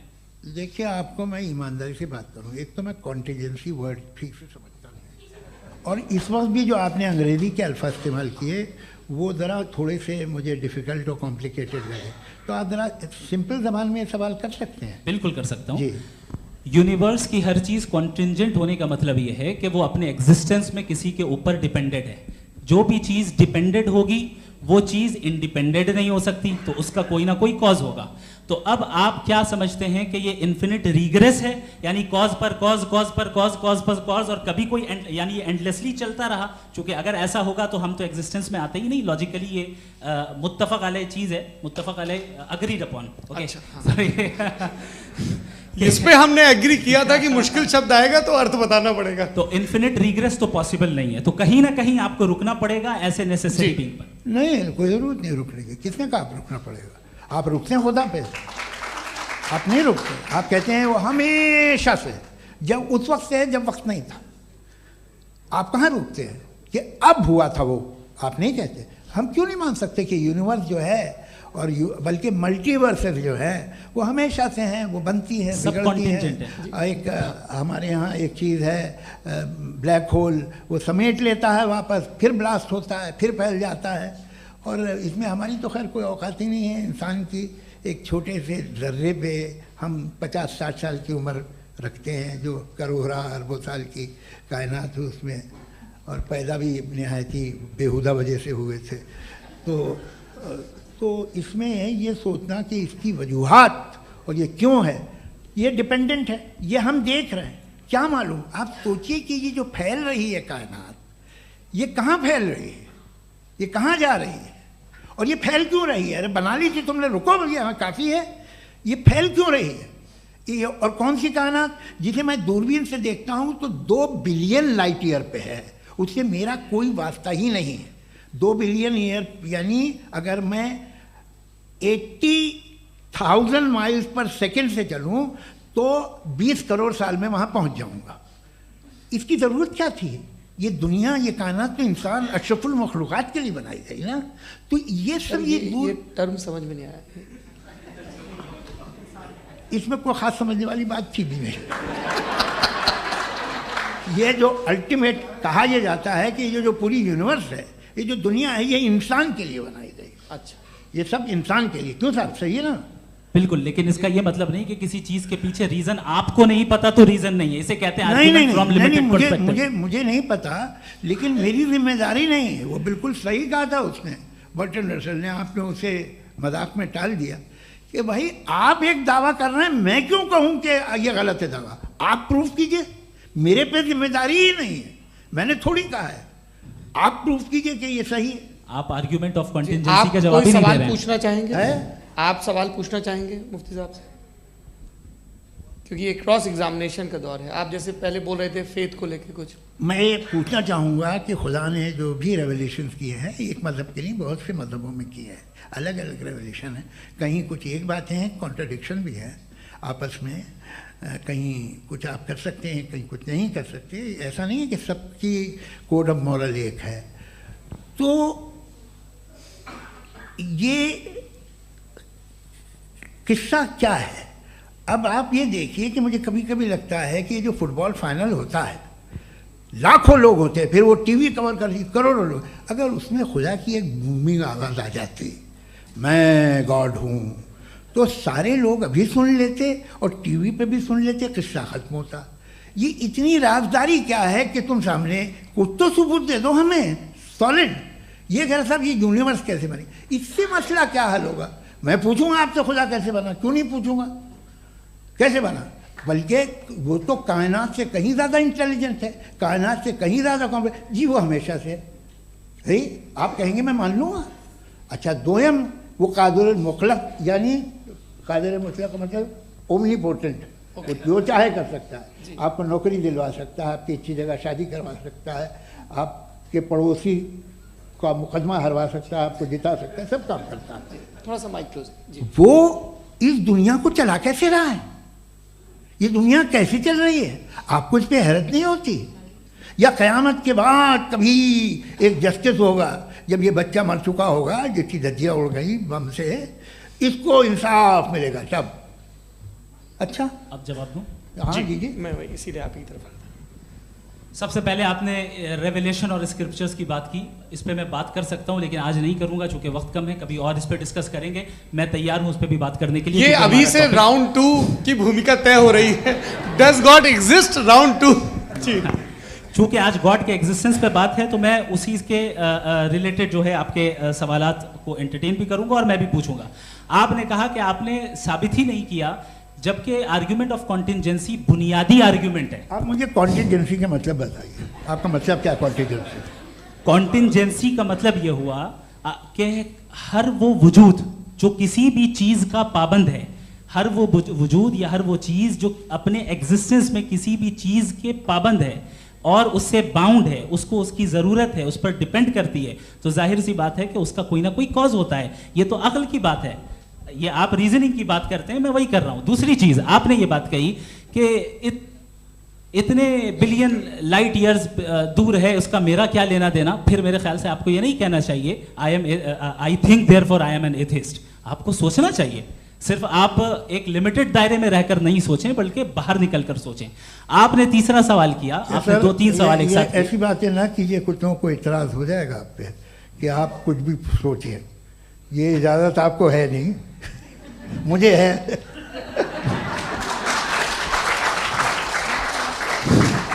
जी, आपने प्रॉब्लम ऑफ इविल के ताल्लुक से सवाल किया और बार बार आप एक लफ्ज रिपीट कर रहे हैं कि ओमनीपोटेंट गॉड है, ऑल पावरफुल गॉड है। यही तो दरअसल समझना है कि गॉड का कॉन्सेप्ट क्या है। प्रॉब्लम ऑफ इविल जो है, प्रॉब्लम ऑफ इविल दर हकीकत दो असम्पशंस पर कायम है। अगर आप इन दो असम्पशंस को समझ जाएं तो ये प्रॉब्लम नहीं रहेगी, आर्ग्यूमेंट आपको समझ में आ जाएगी कि ये कोलैप्स कर जाता है। पॉइंट नंबर 1, यानी जो आपका सबसे पहला फॉल्स असम्पशन है कि गॉड मर्सीफुल है, ओमनीपोटेंट है, दुनिया में जुल्म हो रहा है। लेकिन आपको ये समझना चाहिए कि हमारे वर्ल्ड व्यू के मुताबिक गॉड सिर्फ ओमनीपोटेंट और सिर्फ मर्सीफुल नहीं है, बल्कि वो ऑल वाइज भी है और वो ऑल नोइंग भी है। उसके हर काम के पीछे हिकमत और विजडम है। ये कोई जरूरी नहीं है कि वो हिकमत और विजडम आपको समझ में आए या मुझे समझ में आए। अगर आप जो समझ रहे हैं उसके मुताबिक आप फैसला कर रहे हैं, ये लिमिटेड पर्सपेक्टिव से आर्ग्यूमेंट है। और इस चीज को हम अपनी दुनिया में, अपने लाइफ में, डेली लाइफ में इस प्रिंसिपल को एक्सेप्ट करते हैं। हम जब किसी डॉक्टर के पास जाते हैं, डॉक्टर के पास जाकर वो अगर उसने हमें कोई दवाई दी है तो हम ये तो नहीं कहते कि जब तक आपके पास जितना नॉलेज और जितना विजडम नहीं है, आपने क्यों ये दवाई दी है, तब तक हम इस चीज को एक्सेप्ट नहीं करेंगे। नहीं कहते, हम उसकी अथॉरिटी को तस्लीम करते हैं। क्यों? क्योंकि उसकी हम जानते हैं कि वो नॉलेजेबल है, वो विजडम वाला है, हमसे ज्यादा नॉलेज और हमसे ज्यादा विजडम है। बताएं सर। नहीं, डॉक्टर में और खुदा में बड़ा डिफरेंस है। डॉक्टर पढ़ा लिखा होता है एक, तो मैं उसकी बात सुनूंगा। दो ये नहीं, कुछ जवाब तो ये भी नहीं है सर। प्लीज, अगर सब ऑडियंस से बोलने लगेंगे तो फिर मतलब नहीं सिविलाइज्ड बहस का। मतलब आप ये कहें कि चूंकि आप डॉक्टर पे बिलीव करते हैं इसलिए खुदा पे बिलीव किए, क्या ये मिसाल आपको समझाने के लिए आर्गुमेंट है, इस पे आपको एतराज नहीं है। तो सिंपल बात ये है कि मैं अगर ये यकीन कर लूँ कि एक ओमनीपोटेंट, उसकी मसलहत है, ये जो बच्चे मर रहे हैं ये मसलहत है उसकी, मुझे नहीं चाहिए इसकी मसलहत। उसकी मसलहत नहीं, यही तो समझना है, मतलब एक्सपीरियंस। अच्छा, इस आपने अभी मेरी बात पूरी सुनी नहीं। मैंने कहा आपका पूरा आर्ग्यूमेंट दो फॉल्स असम्पशंस पर है। एक फॉल्स असम्पशन मैंने बता दिया, दूसरा फॉल्स असम्पशन ये है कि इस दुनिया में इविल के होने का कोई गुड रीजन नहीं है, जबकि हमारे पास बाज रीजंस मौजूद हैं, हमारे पास बाज वजूहात मौजूद हैं। अगर इस दुनिया में इविल ना हो तो आप गुड को डिफाइन कैसे करेंगे? अगर जुल्म ना हो आप इंसाफ को समझेंगे कैसे? अगर तारीकी ना हो तो आप लाइट को समझेंगे कैसे? बहुत अच्छे। अभी और सुन लें, अभी और बाकी है। ये तो बात बहुत पसंद आई साहब मुझे, कि जब तक रेप ना हो तब तक औरतों की इज्जत का ख्याल आपने मेरा जवाब पूरा सुना ही नहीं। जब तक के बच्चों का कत्ल ना किया जाए तब तक आपको बच्चों की मासूमियत की इज्जत। आपने पूरा जवाब सुना ही नहीं। क्या बात है, क्या आपने नुक्ता निकाला? आपने पूरा जवाब सुना ही नहीं। आप सुन लें, मेरी बात सुन लें। ये मैंने आपको एक चीज बताई। दूसरी चीज, इस दुनिया में हम आए हैं टेस्ट के लिए, हमारा टेस्ट हो रहा है और हर इंसान का अलग अलग अंदाज में टेस्ट होता है। और इस दुनिया में अगर इविल मौजूद है तो वो इविल जरिया है हमारे अंदर ह्यूमन नोबल क्वालिटीज को डेवलप करने का और अलग अलग फील्ड में प्रोग्रेस करने का। और अगर हमारे अंदर और इस दुनिया में इविल नहीं होता तो बताइए टेस्ट का मतलब क्या होता? अगर मैं अपने स्टूडेंट को एमसीक्यूज दूं और उसमें सिर्फ राइट आंसर लिख कर दे दूं और कहूं तुम्हारा टेस्ट हो गया, ये मीनिंगलेस है। इस दुनिया में अगर हम टेस्ट के लिए आए हैं तो जाहिर है गुड एंड इविल दोनों मौजूद है। तो अगर गुड एंड इविल दोनों मौजूद है तो ये इविल भी खुदा का बनाया हुआ है। जी हाँ, खुदा का बनाया हुआ है। लेकिन अच्छा, चलो अच्छी बात। जी बिल्कुल, तो बिल्कुल खुदा ने बनाया। अभी तो ये है कि जो मेजॉरिटी है दुनिया में वो इविल है, तो ये खुदा एक्चुअली इविल के साइड पे लग रहा है मुझे। बिल्कुल भी नहीं, मैं बताता हूं। मेजॉरिटी में तो वो है। क्या बात कर रहे हैं भाई आप? कोई भी जो मुंसिफ होगा, चाहे आपका अपना घर हो जिसके आप सबसे बड़े हैं, चाहे आपकी ऑर्गेनाइजेशन हो जो आप चलाते हैं, वहां पर आप इविल रखेंगे साबित करने को कि बाकी लोग शरीफ हैं। मेरी बात सुन, क्या ये आर्ग्यूमेंट ही गलत है? अगर कि जब तक के कोई इविल नहीं होगा तब तक के शरीफ आदमी शरीफ नहीं लगेगा। अगर एग्जामिनर गलत ऑप्शन दे रहा है तो एग्जामिनर इविल नहीं हो गया, जो गलत ऑप्शन को सेलेक्ट कर रहा है वो फेल होगा। क्रिएटर ने इविल को बनाया है लेकिन वो इविल नहीं है। अच्छा सुनिए मेरी बात, let me complete sir. Creator ने इविल को बनाया है टेस्ट के लिए, वो इविल नहीं है। इविल वो होगा जो उसे इख्तियार करेगा। छुरी को बनाने वाला गलत नहीं होता है, छुरी का गलत इस्तेमाल करने वाला गलत होता है। रेप को कैसे गलत इस्तेमाल करते हैं? रेप इंसान के फ्री विल का नतीजा है। ये रेप कैसे गलत इस्तेमाल होता है? ये मुझे अब सुन ले, गलत इस्तेमाल होता है। हाँ मैं बता रहा हूँ ना, कैसे गलत? मैं बता रहा हूँ कि जो इविल इस दुनिया में मौजूद है उसके कई सारे तरीके हैं। एक तरीका इंसान का अपना फ्री विल है। अब अगर कोई रेपिस्ट रेप कर रहा है तो इसका गॉड का कसूर नहीं है, वो अपने फ्री विल का गलत इस्तेमाल कर रहा है, उसको सजा मिलनी चाहिए। अच्छा, और उसी के लिए जहन्नम बनाई गई है। ये फ्री विल का भी बड़ा चक्कर। आप जब कोई बुरा काम करते हैं या कोई बुराई होती है तो ये कहा जाता है कि ये फ्री विल है। 7 billion free wills are moving on this planet. 7 billion free will. और एक आदमी अपनी फ्री विल से मुझे कत्ल कर दे तो मैं खुदा की मर्जी से मरा हूँ कि इसकी फ्री विल की वजह से। मेरी मौत खुदा के हाथ है या ये फ्री विल वाले के हाथ है? खुदा ने फ्री विल का निजाम बनाया है और उस निजाम का गलत इस्तेमाल करके कोई आपको मार रहा है, इस्तेमाल करके मेरा कत्ल कर देता है। अब मेरी मौत का जिम्मेदार कौन है? वो इंसान जिम्मेदार है। वो इंसान जी। तो ये कहना कि और उसको सजा मिलेगी। तो अब आप आगे चलिए कि ये तय करना कि अल्लाह ही या खुदा, सॉरी अल्लाह ने, खुदा ही जिंदगी देता है, खुदा ही मौत देता है, ये गलत है। बिल्कुल गलत नहीं है। हाँ, नहीं, निजाम उसी ने बनाया फ्री विल का। निजाम मौत और हयात का उसी ने बनाया। You are contradicting yourself. अभी आपने कहा कि एक आदमी ने फ्री विल से आपको मार दिया, इसमें उसे फ्री विल दी गई थी, उसने गलत इस्तेमाल किया। 7 billion free wills are moving on this planet और आप चाह रहे हैं कि मैं सिर्फ खुदा का ध्यान करूं। ये 7 बिलियन फ्री विल्स को मुझे लुक आफ्टर करना पड़ेगा कि नहीं? ये तो तबाहियां कर रही हैं और तबाहियां ज़्यादा हो रही हैं। बिल्कुल। तो अगर आप बताएं अगर खुदा नहीं है फॉर एग्जाम्पल, तो आप इविल को कैसे डिसाइड करेंगे? यानी how can you define evil objectively without God? देखिए, दुनिया में 2 तरह के जानवर हैं। एक जो अकेले रहते हैं जंगल में और एक जो ग्रुप्स में रहते हैं। ग्रुप में जो भी रहेगा, चाहे वो आपका फाउंडेशन हो, चाहे कोई क्लब हो, चाहे कोई पॉलिटिकल पार्टी हो, चाहे कोई यूनिट हो, उसमें आपको इंटरैक्ट करने के रूल बनाने पड़ेंगे। यानी लोग तय करेंगे। लोग तय करेंगे। अगर लोगों ने ये तय किया कि किसी का रेप करना सही है, आप जस्टिफाई करेंगे? नहीं, आपका फाउंडेशन तो ये हो गया ना कि लोग इविल डिसाइड करेंगे। नहीं, अरे दुनिया में ऐसे ग्रुप्स हैं जो रेप को जायज़ मानते हैं सर्टेन हालात में। मैं डिटेल में नहीं जानूंगा, आप भी जानते हैं। ये जो आईसिस वाले थे, इन्होंने क्या किया था, तो उन्होंने क्या किया उसका खुदा से कोई ताल्लुक नहीं है सर। मैंने सिंपल सवाल किया कि इविल को आप डिफाइन करते कैसे हैं? आइए वापस आइए जी। आप साथ में तभी रह सकते हैं जब कुछ आप ऐसे उसूल डेवलप करें जिसमें हर एक का बेसिक तहफ़्फ़ुज़, हर एक का बेसिक राइट हो और हर एक को कोई आराम मिले।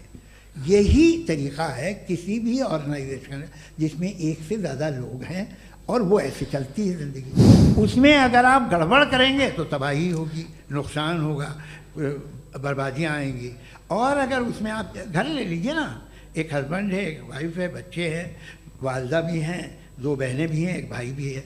अब इसमें कोई निज़ाम आपको चाहिए साथ में रहने का और एक दूसरे पे भरोसा रहे, एक दूसरे के बहीख्वाह हों, एक दूसरे की मदद करें, ऐसी जिंदगी। सर आपकी बात आ गई। आप ये कह रहे हैं कि लोग डिसाइड करेंगे क्या सही है क्या गलत है, यही है? मेजॉरिटी डिसाइड करेगी क्या सही है क्या गलत है? अरे भाई बिल्कुल। मेजॉरिटी अगर ये कहे कि नाजी जर्मनी के साथ जिस तरह मेजॉरिटी थी कि जेनोसाइड करना सही, आप जस्टिफाई करेंगे? उस वक्त आपका ये सवाल सिर्फ उसके बाद क्लोजिंग। हाँ, उस वक्त प्लेनेट पे जो लोग थे उनमें कितने लोग हिटलर को सही समझते? अच्छा, प्लेनेट की मेजॉरिटी तय करेगी, सोसाइटी की नहीं। प्लेनेट की मेजॉरिटी गॉड के एग्जिस्टेंस को सही मानती है, आप क्यों नहीं मानते?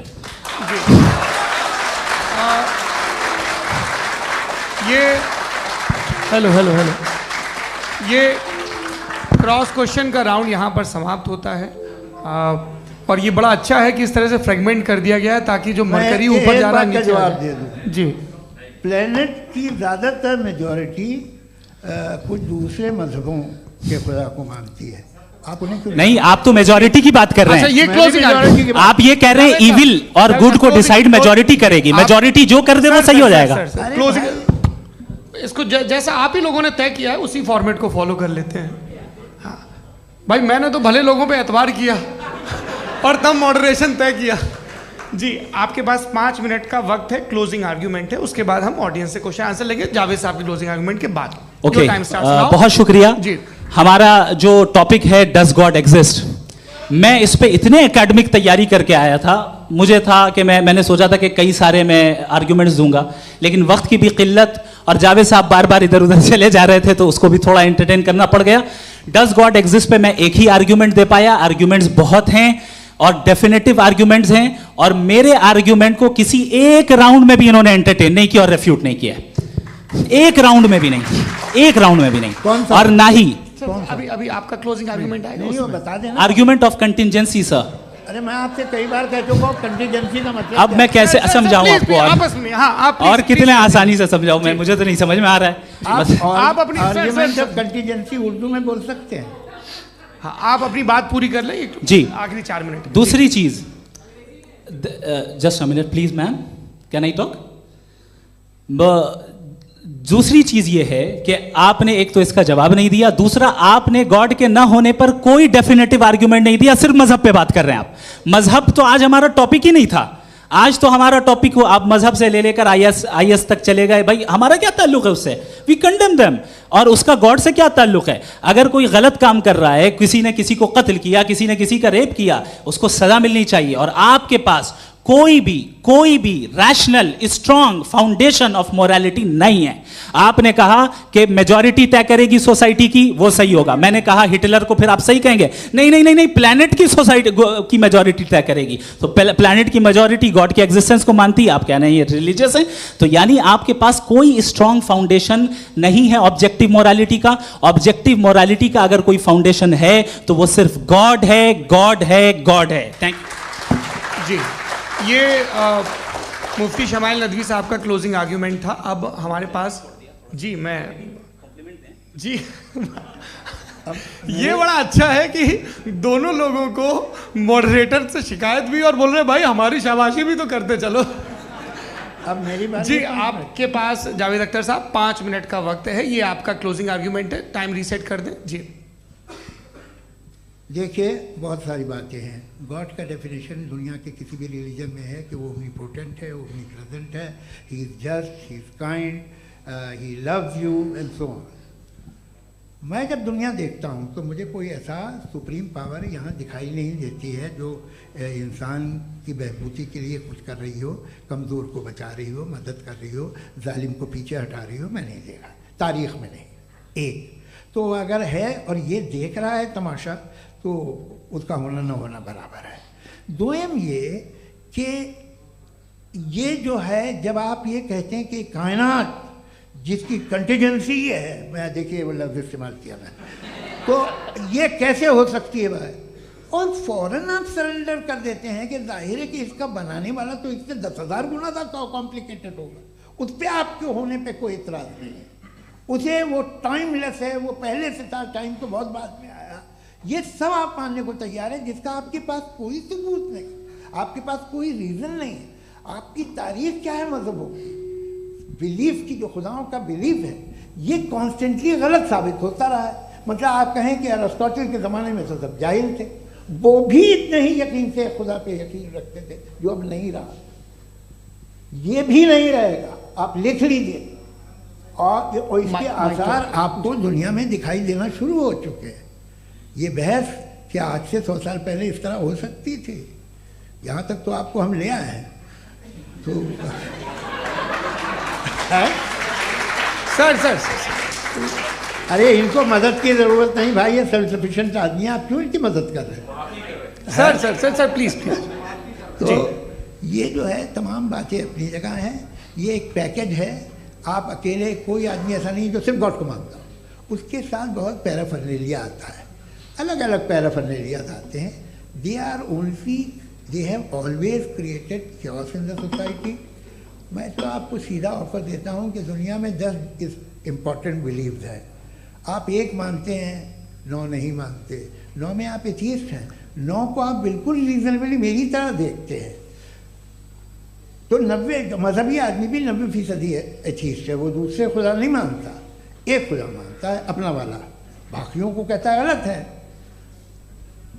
अगर आप मानना ही बंद कर दें तो आपका 10% चांस है कि आप सही हैं और 90% चांस है कि आप गलत हैं। मेरा मशवरा है आप मानना छोड़ दिए तो 50% चांस होगा कि आप सही हैं और 50% चांस होगा, 40% आप गेन करेंगे बाय बिकमिंग एन एथीस्ट।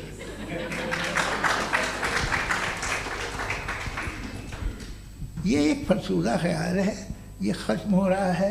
हो सकता है मेरी ज़िंदगी में ना हो, लेकिन ये हो जाएगा।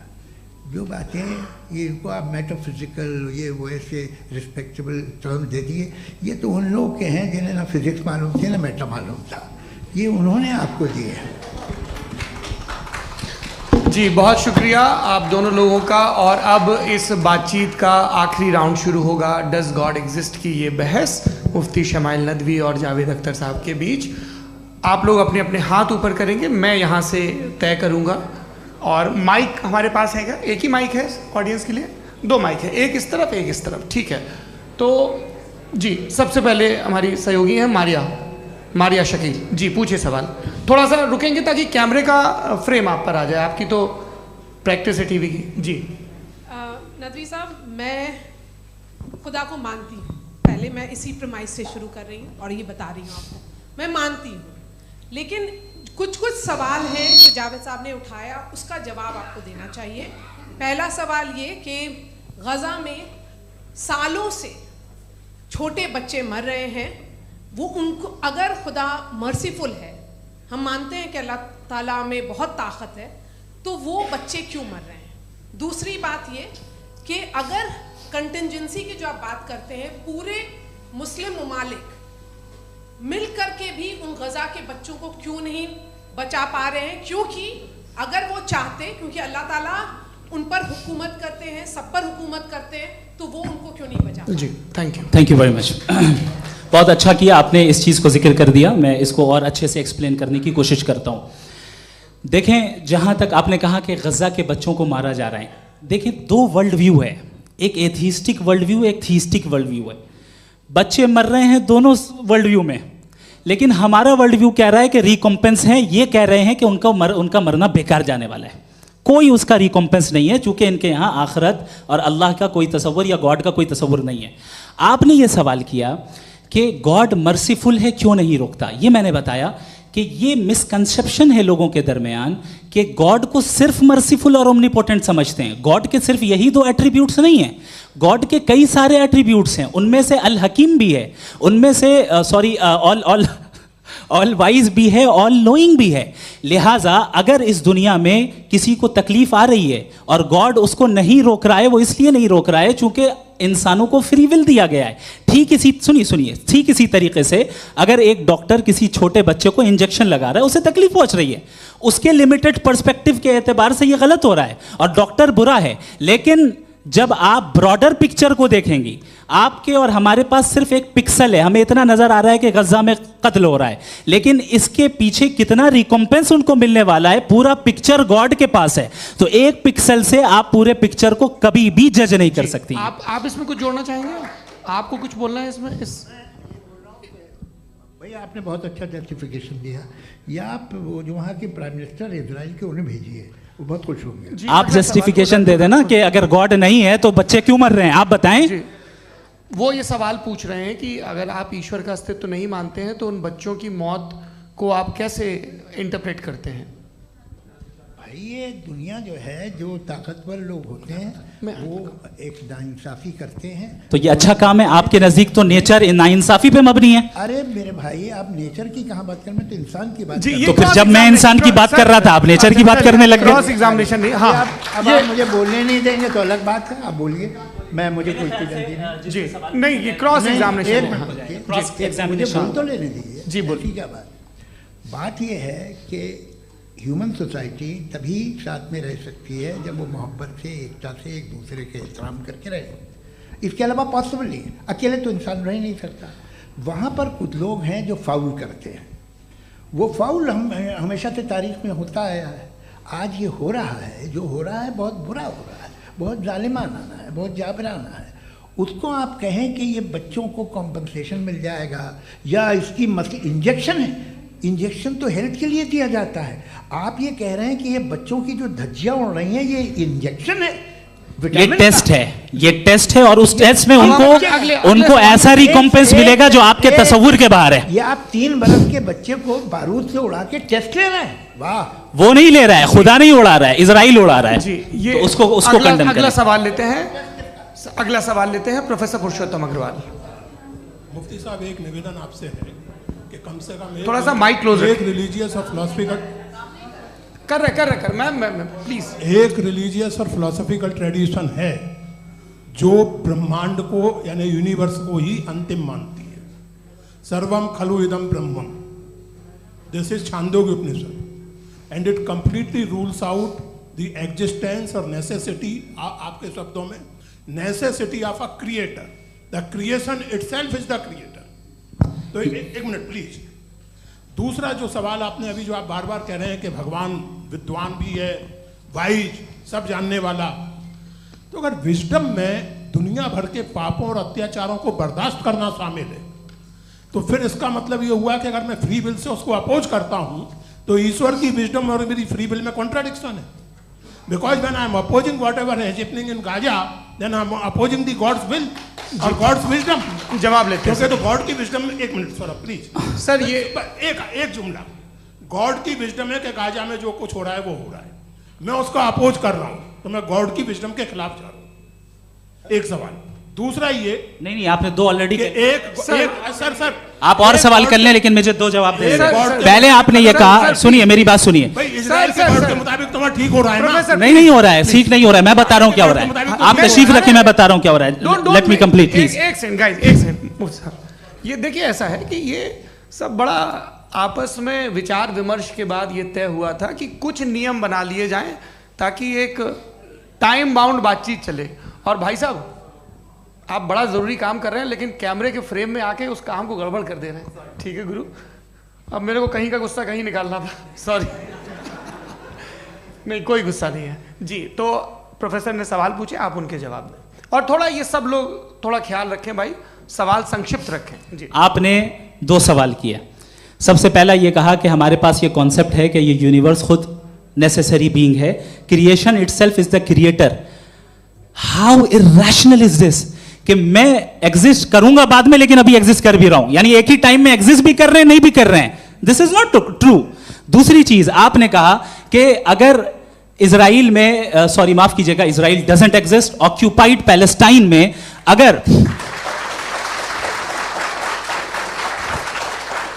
अगर ऑक्यूपाइड पैलेस्टाइन में बच्चों को मारा जा रहा है फ्री विल की वजह से और गॉड नहीं रोक रहा, ये कॉन्ट्रडिक्शन है। ये बताइए कि एक एग्जाम में एक बच्चा गलत आंसर लिख रहा है, सुनिए, एग्जामिनर चाहे तो रोक सकता है, क्यों नहीं रोक रहा है? ये कॉन्ट्रडिक्शन है, ये कॉन्ट्रडिक्शन नहीं है। माइक नहीं सर, ये आपस में जी, ये क्या आपका सवाल? माइक दीजिए। फ्री विल दिया गया है टेस्ट के लिए, अकाउंटेबिलिटी के लिए। अगर फ्री विल नहीं होता तो आप कहते हैं हमें रोबोट बना दिया गया। नॉट मिसरिप्रेजेंट माय पोजीशन, आपकी जो भी पोजीशन, मैं अपनी फ्री विल के नाते, अपने ह्यूमन विजडम के नाते गाजा में हो रही अत्याचार का विरोध करता हूं। बिल्कुल करना चाहिए। आपके हिसाब से मैं गॉड की विजडम का विरोध कर रहा हूं? बिल्कुल नहीं, जो हो रहा है गॉड की, बिल्कुल भी नहीं, बिल्कुल भी नहीं। उसका वहां पर गाजा में कत्ल होना ये इंसानों के गलत इस्तेमाल का नतीजा है, फ्री विल के इस्तेमाल का नतीजा है। गॉड इसका हुक्म नहीं देता, उससे रोकता है। यही तो मसला है ना, आपके लिए कॉन्सेप्ट क्लियर नहीं भाई, आपने तो बताया था इंजेक्शन लगाने से बच्चे को तकलीफ होती है, ये इंजेक्शन लगा। सर आप ऐसे रेटोरिक स्टेटमेंट दे तब तो कोई मसला नहीं समझते रहेंगे। This is a rhetoric statement, this is not a logical argument sir. I am sorry, I am sorry. आखिरी 30 मिनट बड़े मुश्किल होने वाले हैं जी। मुफ्ती साहब आगे बैठे हैं, इनको माइक दीजिए। हाँ तरुण, माइक आप अपने पास रखिए, आपको कैमरे का फ्रेम पता है जी। सबसे पहले दोनों को मुबारकबाद। एक सर अपना आप नाम बता दें। आप अमेरिका में शिकागो में रहते हैं, इतना मुझे याद है। बताया आपको, यासिर नदीम अलवाजदी मेरा नाम है। जावेद सर, आपसे एक क्वेश्चन है इन्फिनिट रिग्रेस के ताल्लुक से। एक हाइपोथेटिकल सिनेरियो है, मसलन अगर आप सर माइक थोड़ा सा प्लीज क्लोज रखिए। ओके जी।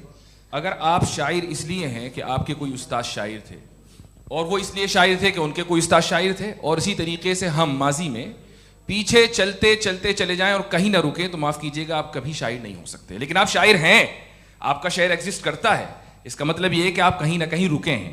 तो मेरा सवाल ये है कि क्या आप इन्फिनिट रिग्रेस ऑफ कॉजेस को लॉजिकल फैलेसी मानते हैं या नहीं मानते? हाँ या ना? मैं इन्हें लॉजिकल फैलेसी नहीं मानता हूँ, लेकिन मेरा प्रॉब्लम यह है कि जब मैं नहीं मानता हूँ तो I will continue with this logic जो फैलेसी नहीं हो। आप एक जगह रुक जाते हैं जाके, आप कहते हैं ये गेंद कैसे बनी, ये जजीरा कैसे बना, ये समंदर कैसे बना, ये ज़मीन कैसे बनी, और अचानक गॉड पे जाके आपको ब्रेक लग जाता है। एक बार आप सवाल नहीं करते कि भाई इनको बनाने वाला तो इनसे भी कॉम्प्लिकेटेड होगा, वो कैसे बना, उसके बारे में आपने इत्मीनान कर लिया, वो हमेशा से है। तो अगर आप उसे हमेशा से मानते हैं तो फिर ये मान लीजिए कि कायनात हमेशा से है, क्या तकलीफ फिर हम वजूद में नहीं आते जी है? हम मौजूद नहीं। अच्छा सर क्यों नहीं हो मैं सकते? बताऊं प्लीज प्लीज। जैसे मैंने मिसाल दी आपके शेर, आपका शेर कभी वजूद में ना आता अगर शायर इसी तरह चलते रहते हमेशा। जी माइक मेरे ख्याल से एक सेकंड, इन्फिनिट रिग्रेस का कॉन्सेप्ट क्लियर नहीं हो पाया, ऐसे रहने दें, लेट्स मूव ऑन सर। ठीक है। हाँ, थोड़ा सा मॉडरेटर का भी ख्याल रखें। नहीं आपने तो रखा है, आपने रखा है। यहाँ पे गौहर रजा साहब हैं, वो भी एक सवाल पूछना चाहते हैं। माइक यार नीचे से ऑन कर दिए नीचे। पहले तो ये कह दूं कि मैं उन बच्चों से शर्मिंदा हूं जिनको गज़ा में कत्ल किया गया, क्योंकि हमारे होते हुए कत्ल किया गया। लेकिन उससे ज़्यादा शर्मिंदगी इस बात से हुई कि मुझे लगा कि मुफ्ती साहब उसको जस्टिफाई कर रहे हैं। बिल्कुल भी नहीं, आप बहुत ही गलत, मुझे लगा मैं गलत हो सकता हूं। बिल्कुल गलत मैं है। सवाल पूछ रहा हूं, सवाल मैं देखिए, सवाल अगर पूछ रहा हूं। एक मैं जावेद भाई से डिसएग्री करता हूं। एक सेकंड देखिए, अगर देखिए ऐसा एक सेकंड आप सर वेट अरे आप कुछ मेरे पहले मुझे अपनी बात कह लेने दीजिए। अगर ऑडियंस तय करेगी तो फिर मॉडरेटर का मतलब नहीं। मेरा आप सबसे ये कहना है, ये बहस दो लोगों के बीच में है, एक तरफ मुफ्ती साहब, एक तरफ जावेद साहब। पिछले 1.5 घंटे से ये लोग अपने अपने तर्क रख रहे हैं। आपकी इनसे इत्तेफाकी हो सकती है, ना इत्तेफाकी हो सकती है। मेरे उस्ताद मुझे सिखा गए हैं कि मुखामुखम में असहमति की गुंजाइश बची रहनी चाहिए। अगर मैं आपकी बहुत इज्जत करता हूं गौहर साहब, आपने जो कमाल की किताबें लिखी, साइंटिफिक टेम्परामेंट, लेकिन मेरी ये गुजारिश है आप सबसे कि यदि आप इन लोगों ने जो बोला उन पर टिप्पणियां करेंगे तो ना वक्त की पाबंदी रहेगी, ना वो अनुशासन। आप सवाल पूछ लें, उस सवाल में जो बात आ जाए वो आ जाए। मैं जावेद साहब से डिसएग्री करता हूं, इसलिए जावेद साहब से सवाल पूछ रहा हूं। आपका सवाल जावेद अख्तर साहब से। और सवाल ये है मेरा कि जावेद साहब ने कई बार लॉजिक का इस्तेमाल किया कि साइंस में लॉजिक है और रिलीजन में लॉजिक नहीं है। मेरा ख्याल ये है कि रिलीजन में भी लॉजिक है, लेकिन उस लॉजिक की बेसिस ये है कि आप रुक जाते हैं, जिसका जिक्र जावेद साहब ने बार बार किया, यानी खुदा के तसव्वुर पे आते हुए, गॉड के तसव्वुर पे आते हुए रुक जाते हैं। और इसमें सवाल पूछना मतलब फॉरबिडन होता है। सवाल यह है कि क्या जावेद साहब इससे एग्री करते हैं कि साइंस की लॉजिक अलग है और रिलीजन की लॉजिक अलग है? बताइए सर। देखिए, 3 चीज़ें हैं, साइंस है, एक है मंतिक है, इस्तिदलाल है, और एक जो है कुछ भी नहीं है, फेथ है, अकीदा है। मैं अकीदे की लॉजिक का कायल नहीं हूँ। मुझे आप इस्तिदलाल से, लॉजिक से, रीज़न से समझाइए, मैं मानने को तैयार हूँ, मेरा क्या नुकसान होगा। लेकिन ये कि अकीदे पे मैं नहीं जा सकता हूँ। अकीदे का मतलब है कि तुम ये मान लो, सवाल ना करो, ये नहीं। आप सारी बातें करके, बड़ी साइंटिफिक बातें करके एक जगह जाके खुदा के वजूद पे रुक जाते हैं, सरेंडर कर देते हैं। मैं सरेंडर करने को तैयार नहीं। दैट्स ऑल जी। ये आगे सर बैठे हुए हैं, इनको माइक दीजिए। भाई। वो आप पूछना चाह रहे थे ना भाई? हाँ, नहीं मैं थैंक यू जी। आपका नाम? आसिम इफ्तिखार। आसिम जी, पूछिए। सर, जावेद सर से सवाल है कि आपने अपने क्लोजिंग माइक थोड़ा करीब रखिए। अपने क्लोजिंग स्टेटमेंट में बात कही थी कि मज़हब का जो फ्यूचर है वो ज़्यादा दिन नहीं जाने वाला है। लेकिन मैं देख पा रहा हूँ कि जो ऑक्सफोर्ड यूनिवर्सिटी की एक स्टडी है 2011 में हुई है, जिसके 50 एकेडमिशियंस ने इसको अंजाम दिया था, उसमें वो ये कहते हैं कि जो फेथ इन गॉड है वो इनबिल्ट है ह्यूमन नेचर के अंदर, जिसको हम कहते हैं फितरत के अंदर शामिल है वो। और वो ये कहते हैं कि अगर कोई ये समझता है कि मज़हब को वो ख़त्म कर देगा तो ये उसकी गलत फहमी है। तो आप इसके बारे में, इस स्टडीज़ के बारे में क्या कहते हैं? ठीक है, मैं उनसे एग्री नहीं करता हूँ। वो कौन से प्रोफेसर होंगे? ऐसा उनके क्या पास डेटा है, इन्होंने डेटा के बेस होगा। डेटा क्या हो सकता है? फ्यूचर का डेटा तो नहीं हो सकता ना उनके पास, प्रेजेंट का डेटा हो सकता है। डेटा आपने सुना 100 साल पहले का बाद का डेटा? मैंने तो नहीं सुना आज तक। तो आज उनकी ये राय है और होगी राय। ठीक है, दुनिया में तरह तरह की राय है लोग, लेकिन मैं समझता हूँ कि वक्त के साथ इंसान ज़्यादा से ज़्यादा रीज़नेबल और लॉजिकल होता जा रहा है।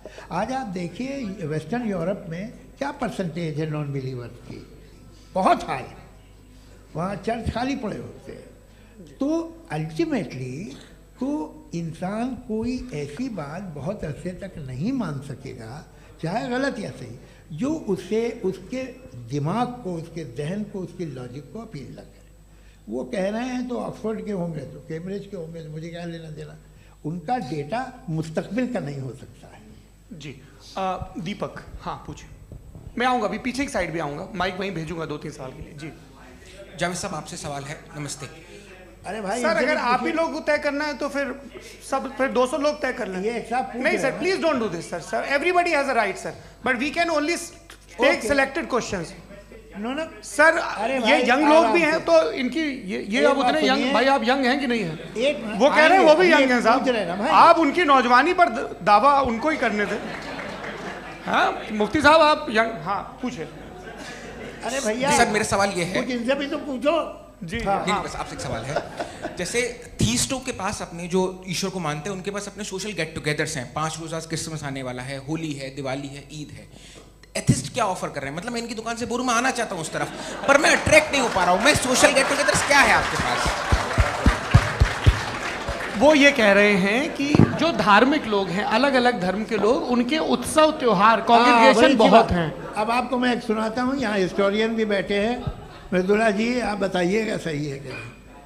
ये एक कॉन्स्टेंटाइन एक ग्रीक रोमन बादशाह था जो क्रिश्चियनिटी आने के 400 साल बाद उसने डिसाइड किया कि मैं क्रिश्चियन हो जाऊंगा, मेरी पूरी स्टेट कैंसिल हो जाएगी।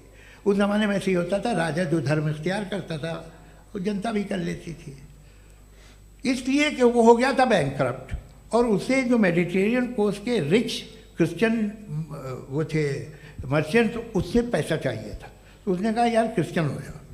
तो उसने अपने वजीर से कहा कि भाई ये हिस्ट्री है कि अब हम लोग क्रिश्चियन हो जाते हैं। कहते सर हो जाएंगे, कोई प्रॉब्लम नहीं है, लेकिन एक प्रॉब्लम ये है कि 17 दिसंबर से 25 दिसंबर तक जो पेगन फेस्टिवल होता, जो पेगन जो फेस्टिवल होता है वो बंद हो जाएगा, इसलिए कि हम क्रिश्चियन हो गए तो होगा नहीं। तो वो बच्चों को बहुत बुरा लगेगा, पब्लिक को बहुत इन्जॉय करते हैं, ख़ासतौर से 25 को मेन डे। उसने कहा हाँ ये तो सही कह रहे हो, ये जीसस क्राइस्ट की पैदाइश कब थी? पहले साहब वो अप्रैल में थी। नहीं कट करो, वो 25 दिसंबर को है, ये हकीकत है जी। और 400 साल बाद क्रिश्चियनिटी के अप्रैल से दिसंबर ले आए, और इसलिए कि यहाँ पेगन फेस्टिवल होता था। अब मनाते हैं आप आराम से। ये जो सारे फेस्टिवल हैं ये रिलीजन से, हर एक को एक इंटरटेनमेंट डिपार्टमेंट चाहिए होता है अपनी कंपनी चलाने के लिए। तो ये रिलीजन ने, ये सेकुलर त्यौहार थे जिन्हें रिलीजन्स ने ले लिया है। ये मौसम के थे, फसलों के थे, किसानों के थे, उसको आपने लेके रिलीजियस रंग दे दिया। ये कोई रिलीजन से थोड़ी आए आप। अच्छा हमें देखिए, हम तो मुल्द हैं, हम ईद मनाते हैं, हम दिवाली मनाते हैं, हम होली मनाते हैं, हम क्रिसमस मनाते हैं। बम्बई की फिल्म इंडस्ट्री की सबसे बड़ी होली हमारे घर में होती है, सबसे बड़ी ईद हमारे घर में होती है। वो हमारी सोशल वो है, हमारा हेरिटेज है। ऐसा थोड़ी है कि we will throw the baby along with the water. ये तो अच्छी चीज़ है, इन्हें रखो, जो बेकार है फेंक दो। जी हाँ हेलो जी, मेरा सवाल नादवी जी से है। जैसा कि आपने बोला कि गॉड टाइम के भी परे हैं और गॉड इतनी कॉम्प्लेक्स चीज़ है कि उसे ह्यूमन माइंड समझ नहीं सकता, और गॉड ने अर्थ पे फ्री विल भी दे दी है, तो आप अपना वक्त ज़ाया क्यों कर रहे हैं गॉड के बारे में बात करके? अपन को तो बात करनी चाहिए कि सोसाइटी को बेहतर कैसे करें। जी मैं गॉड वही बताता है सोसाइटी को कैसे बेहतर करें। अभी मैं आपका जवाब देता हूँ। आपने कहा कि टाइम पे वो एग्जिस्ट नहीं करता, सो मेरा सवाल ये है कि जैसा आपने बोला कि गॉड बहुत ही कॉम्प्लेक्स चीज है। मैंने कहा ही नहीं कि कॉम्प्लेक्स है, तो आपके अल्फाज हैं। कॉम्प्लेक्स का लफ्ज गॉड के लिए सुइटेबल नहीं है। क्यों? क्योंकि कॉम्प्लेक्स वो चीजें होती हैं जो ऑब्जेक्ट हो। God is not an object जिसको आप इंस्ट्रूमेंट के जरिए लेबोरेटरी में जाके टेस्ट करें, oh it's very complex. No, वो कोई कार का इंजन नहीं है। मेरा वो फिलोसॉफिकली नेसेसरी बीइंग ऐसी बीइंग है जो सिंपल बीइंग है। हाँ, आप उसको मुकम्मल तौर पे उसकी तमाम हिकमतों को जान ले और हर चीज को जान ले, ये पॉसिबल नहीं है, क्योंकि वो ऑल वाइज है, आप ऑल वाइज नहीं है, और वो खुदा है, वो आपको सारी चीजें बता दे, ये जरूरी नहीं। मेरा सवाल ये नहीं था, मेरा सवाल ये था कि जब गॉड इतना परे है इस दुनिया से कि उसने अर्थ पे फ्री विल भी दी है, हम सब ह्यूमंस की फ्री विल है, और जो सोसाइटी में हो रहा है वो अपन लोग डिसाइड करेंगे, तो अपन लोग डिसाइड नहीं करेंगे ना, अपन लोग डिसाइड नहीं करेंगे। गॉड जो है, गॉड ने वो उसकी जात, उसकी एग्जिस्टेंस टाइम एंड स्पेस से परे है, लेकिन वो हमारा टेस्ट ले रहा है और उसी गॉड ने हमें बताया कि तुम्हें क्या करना है क्या नहीं करना है, तो जाहिर है उस गॉड की बात सुनेंगे ना हम। जी, वो पीछे एक चश्मा लगाया जो मैम खड़ी हैं, उनको दीजिए। हाँ, आप जी जी बिल्कुल आएंगे। देखिए मैं कोशिश कर रहा हूँ सब तरफ जाने की। हाँ, उनको दीजिए माइक। जी, हेलो सर, मैं ओमनी प्रेजेंट नहीं हूँ, टाइम पाबंद हूँ और जहाँ तक कोशिश कर सकता हूँ करूँगा। जी, अपना नाम बताइए। मेरा नाम उर्सुला है, मैं दिल्ली यूनिवर्सिटी की एक स्टूडेंट हूँ और मैं स्टूडेंट फेडरेशन ऑफ इंडिया से हूँ। मेरा सवाल मुफ्ती जी से है कि इस हॉल के इस कमरे में बैठ के हम लोग रेप की मोरालिटी के बारे में फिलोसफिकली बात तो कर सकते हैं, बट असलियत ये है कि रोज़मर्रा की ज़िंदगी में औरतें रेप के थ्रू गुजरती हैं, और हम लोग सिर्फ नंबर्स पे इस तरह नहीं देख सकते, क्योंकि कितनी औरतें हैं इन कंट्रीज़ में जहाँ पे आप बता रहे हैं कि केसेस कम हैं, जिनका एक्सेस है कि वो जाके केस फाइल कर सकें। कितनी औरतें हैं जो जिनको काम करने की आज़ादी है उन कंट्रीज़ में। यूरोप में ये आज़ादी आ गई, यूरोप में ये रूल्स आ गए, तो हम आज उसके बारे में बात कर पा रहे हैं। जी, जवाब। आपने ये कहा कि कमरे में बंद होकर हम लोग इस पर फिलोसफिकली बात कर सकते हैं, लेकिन हकीकत में क्या हो रहा है, वो ग्राउंड लेवल पे क्या हो रहा है, जो बहुत गलत हो रहा है, और वो सफ़र कर रही हैं। आई एग्री, बहुत गलत हो रहा है, और जो गलत हो रहा है उसको हमें रोकना है। और क्यों रोकना है, वो गलत क्यों है, हमारे पास इसका ऑब्जेक्टिव फाउंडेशन है, इनके पास उसका ऑब्जेक्टिव फाउंडेशन नहीं है। मैं ये कहना चाह रहा हूँ कि जहाँ पे भी जुल्म हो रहा है, जहाँ पे भी औरत पे जुल्म हो रहा है, या उसकी इज्जत लूटी जा रही है, या उसे तकलीफ पहुँचाई जा रही है, और सिर्फ औरत नहीं, किसी इंसान के ऊपर भी जुल्म हो रहा है, तो उसके खिलाफ खड़ा होना, ये मॉरलिटी हमारे पास गॉड के पास से आई है। वरना जावेद साहब तो कह रहे हैं कि जो है मेजॉरिटी डिसाइड करेगी, तो मेजॉरिटी तो कभी भी बदल सकती है। क्या आप हाँ। ये थोड़ी सी आपको गलतफहमी है। मैं अगर मेरे जुमले से ये मदना निकला या मैंने कहा, तो ये जुमला मैं वापस लेता हूँ, ये मेरा मतलब ही नहीं था कि मेजॉरिटी डिसाइड करेगी। मेजॉरिटी डिसाइड करे तो दुनिया में बड़ी, वैसे आपने कहा था ये जुमला। अच्छा, हो सकता है, मैं मान रहा हूँ, बाद में रिकैप कर लेंगे। अरे एक सेकंड, मैं अपनी एक्सप्लेनेशन देता हूँ। मुनासिब बात यह है कि हम सब के सब दिल में जानते हैं कि क्या अच्छा है क्या बुरा है, हमें पता है अच्छी तरह से। जो लोग बुरे काम करते हैं उन्हें भी मालूम अच्छा क्या है। यही तो सवाल था हजरत कि फिर ये मोरालिटी आई कहाँ से? Cross examination. हाँ जी, हाँ, मोरालिटी साथ रहने की डिजायर से आई है, यानी साथ रहकर जो कुछ कह दे, जो कुछ कर दे, वो हो जाएगा। नहीं, तो आप कायदे से रह ही कर सकते हैं जब तक लोगों में मोरालिटी हो, वरना क्यास हो जाएगा। ये आपको कैसे पता? जी, हमने देखा ना, जहाँ मोरालिटी का क्यास हो गया, हम देखते हैं। कहाँ पे देखते भाई? तो दुनिया में। आप जो कह रहे हैं, आप कहीं पे अगर गलत हो रहा है तो उसको आप गलत देखिए। आप एपिस्टेमोलॉजी की बात कर रहे हैं, मैं ऑन्टोलॉजी की बात कर रहा हूँ। मैं इस बहस के बाद आप दोनों लोगों को चाय पे होस्ट करूंगा, वहां पे क्रॉस एग्जामिनेशन कर लीजिएगा। अभी ऑडियंस का हक मार रहे हैं आप लोग भाई, सर जस्ट लोग हैं आप लोग। और ये भाई ये हाँ, उधर आएंगे, जी सर आएंगे। अच्छा सर, मेरा नाम लईकुर रहमान है और मैं अलीगढ़ मुस्लिम यूनिवर्सिटी का स्टूडेंट हूँ, और जहाँ तक मुझे पता है कि sir you are also product of Aligarh Muslim University. मैं भी उसी चमन का बुलबुल। हाँ सर, तो बहुत खुशी हुई मुझे जान करके कि मैं आपसे मिलूंगा। सवाल सर, मेरा सवाल यह है, सर सैयद अलैहिर्रहमा का नज़रिया ये था कि खुदा के वजूद को अक़ल के दायरे में रह कर के तलाश करना, न कि पूरी तौर से उसका इनकार कर देना। Sir, how will you define it? नहीं, तो ये तो आप इन्हें बताइए। ये सवाल आपसे कि खुदा का वजूद साबित कर रहे हैं, तो सर आपने इनकार कर रखा है, इस वजह से मेरा क्वेश्चन। उन्होंने यही एक सेकंड, सर सैयद ने यही कहा ना कि अक्ल से आप खुदा के वजूद को साबित नहीं कर सकते, यही कहा ना भाई। वो उन्होंने कहा कर सकते हैं और वो कर दिया गया आज। वो फोन दो। तलाश करना या साबित करना अक्ल से नहीं हो सकता। अरे सवाल तो सुन लीजिए जी। अक्ल से नहीं हो सकता है, यही कहा ना आपने।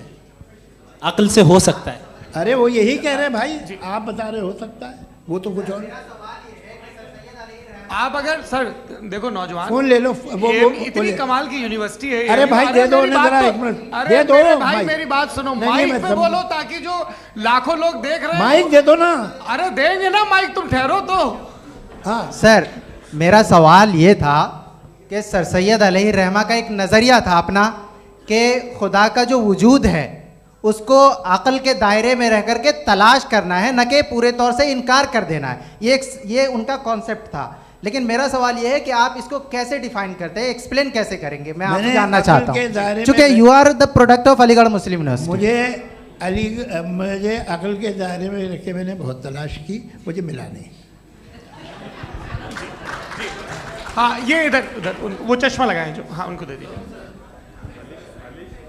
जी जी फटाफट पूछिए, बस 5 मिनट है, 5 मिनट में खत्म हो रहा है। हाँ अस्सलाम वालेकुम मुफ्ती साहब, एंड मेरा सवाल जावेद अख्तर साहब से। क्या नाम है आपका? अरे भैया सब मुझे पूछ रहे हो। फैज पूछिए फैज साहब। तो मेरा सवाल ये है कि अभी जो एथियस्ट है वो problem of evil argument use कर रहे हैं अगेंस्ट मुस्लिम्स, राइट? कि इस दुनिया में इतना सारा ईविल है और अगेंस्ट मुस्लिम तो यहाँ अगेंस्ट थियस्ट। हाँ थोड़ा सा करेक्ट कर लीजिए भाई, पूरी मशक्कत ही इसी बात की थी कि किसी एक मजहब पे बात ना टिके। जी, तो बेसिकली ये आर्ग्यूमेंट ऐसा है कि इस दुनिया में इतना ज़्यादा ईवल एग्जिस्ट करता है और अगर एक ऑल गुड गॉड है तो वो रोकता क्यों नहीं है? लेकिन इस सवाल में एक हिडन अजम्पशन ये है कि इस दुनिया में ईवल एग्जिस्ट करता है। अब एथियस्ट ये कैसे ऑन्टोलॉजिकली प्रूव कर सकते हैं कि इस दुनिया में ईवल एग्जिस्ट करता है? मैं आपको बताता हूँ, थोड़ा सा समझा। नहीं सर, हम लोग इनको सुनिए। नहीं please don't do that. I want to explain ontologically. नहीं हम समझ गए सर, इनको अब जवाब देने दीजिए। अच्छा सवाल पूछ लो। मैं अभी तक क्या था वो मैं थोड़ा सा ऐड ऑन कर लेता हूँ। तुम गुरु, तो हम जब इसका राउंड 13 करेंगे ना तब तुमको स्टेज पे बिठाएंगे। जी तो हाँ जल्दी से।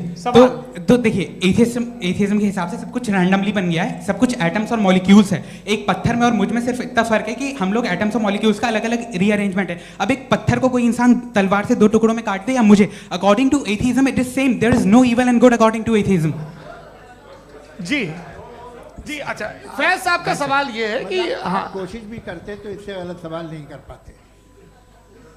एक लाइफ फॉर्म है और लाइफ फॉर्म में फीलिंग्स हैं, मतलब लाइफ फॉर्म सुनता है, देखता है, टेस्ट कर सकता है, फील कर सकता है।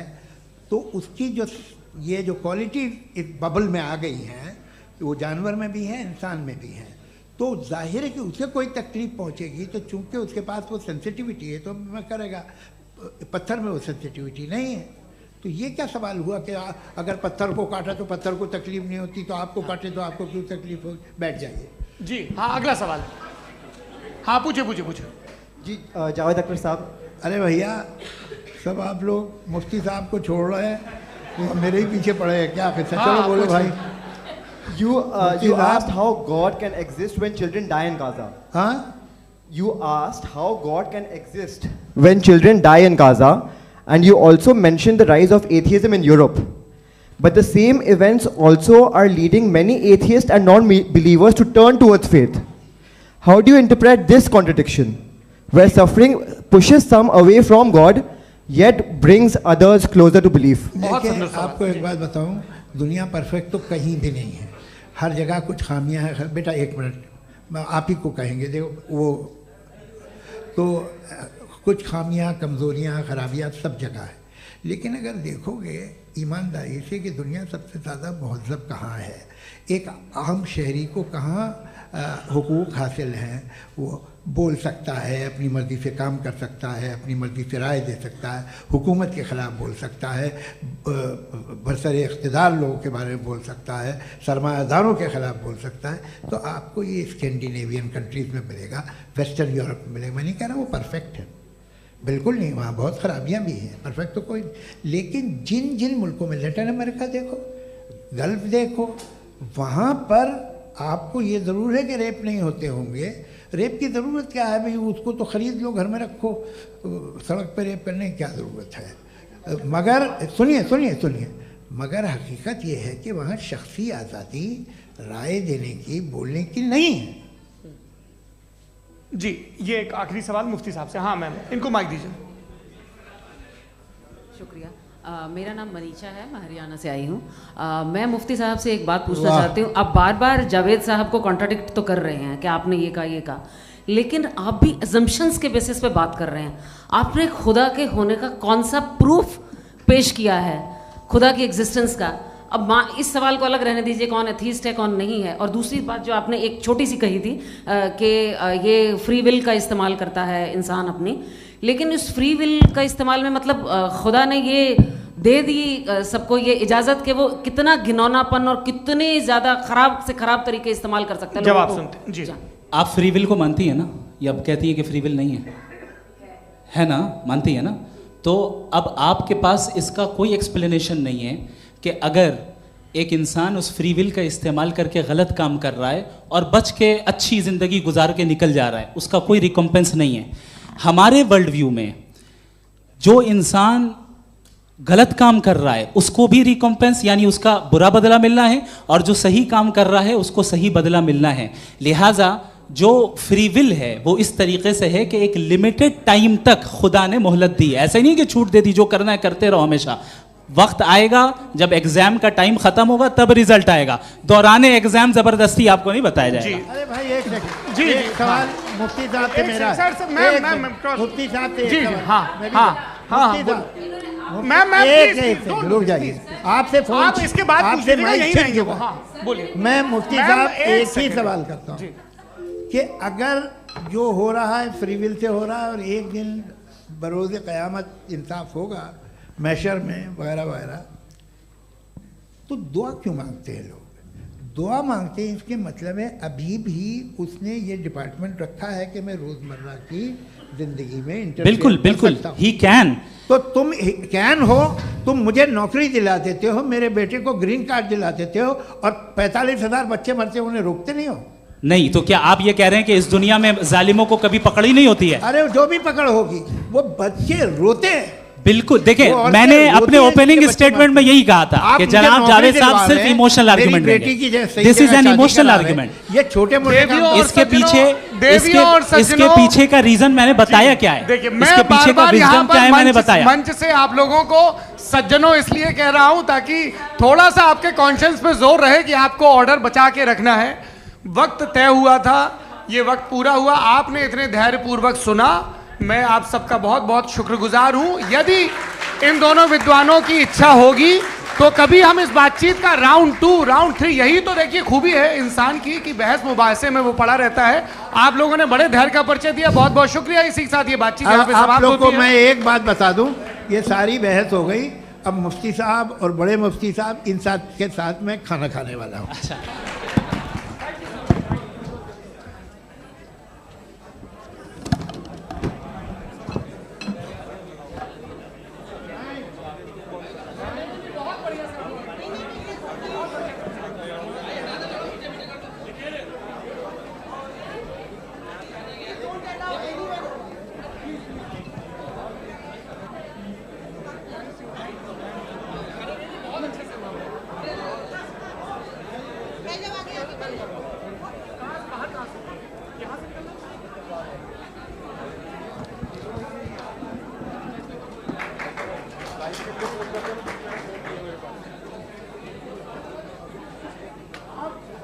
Thank you.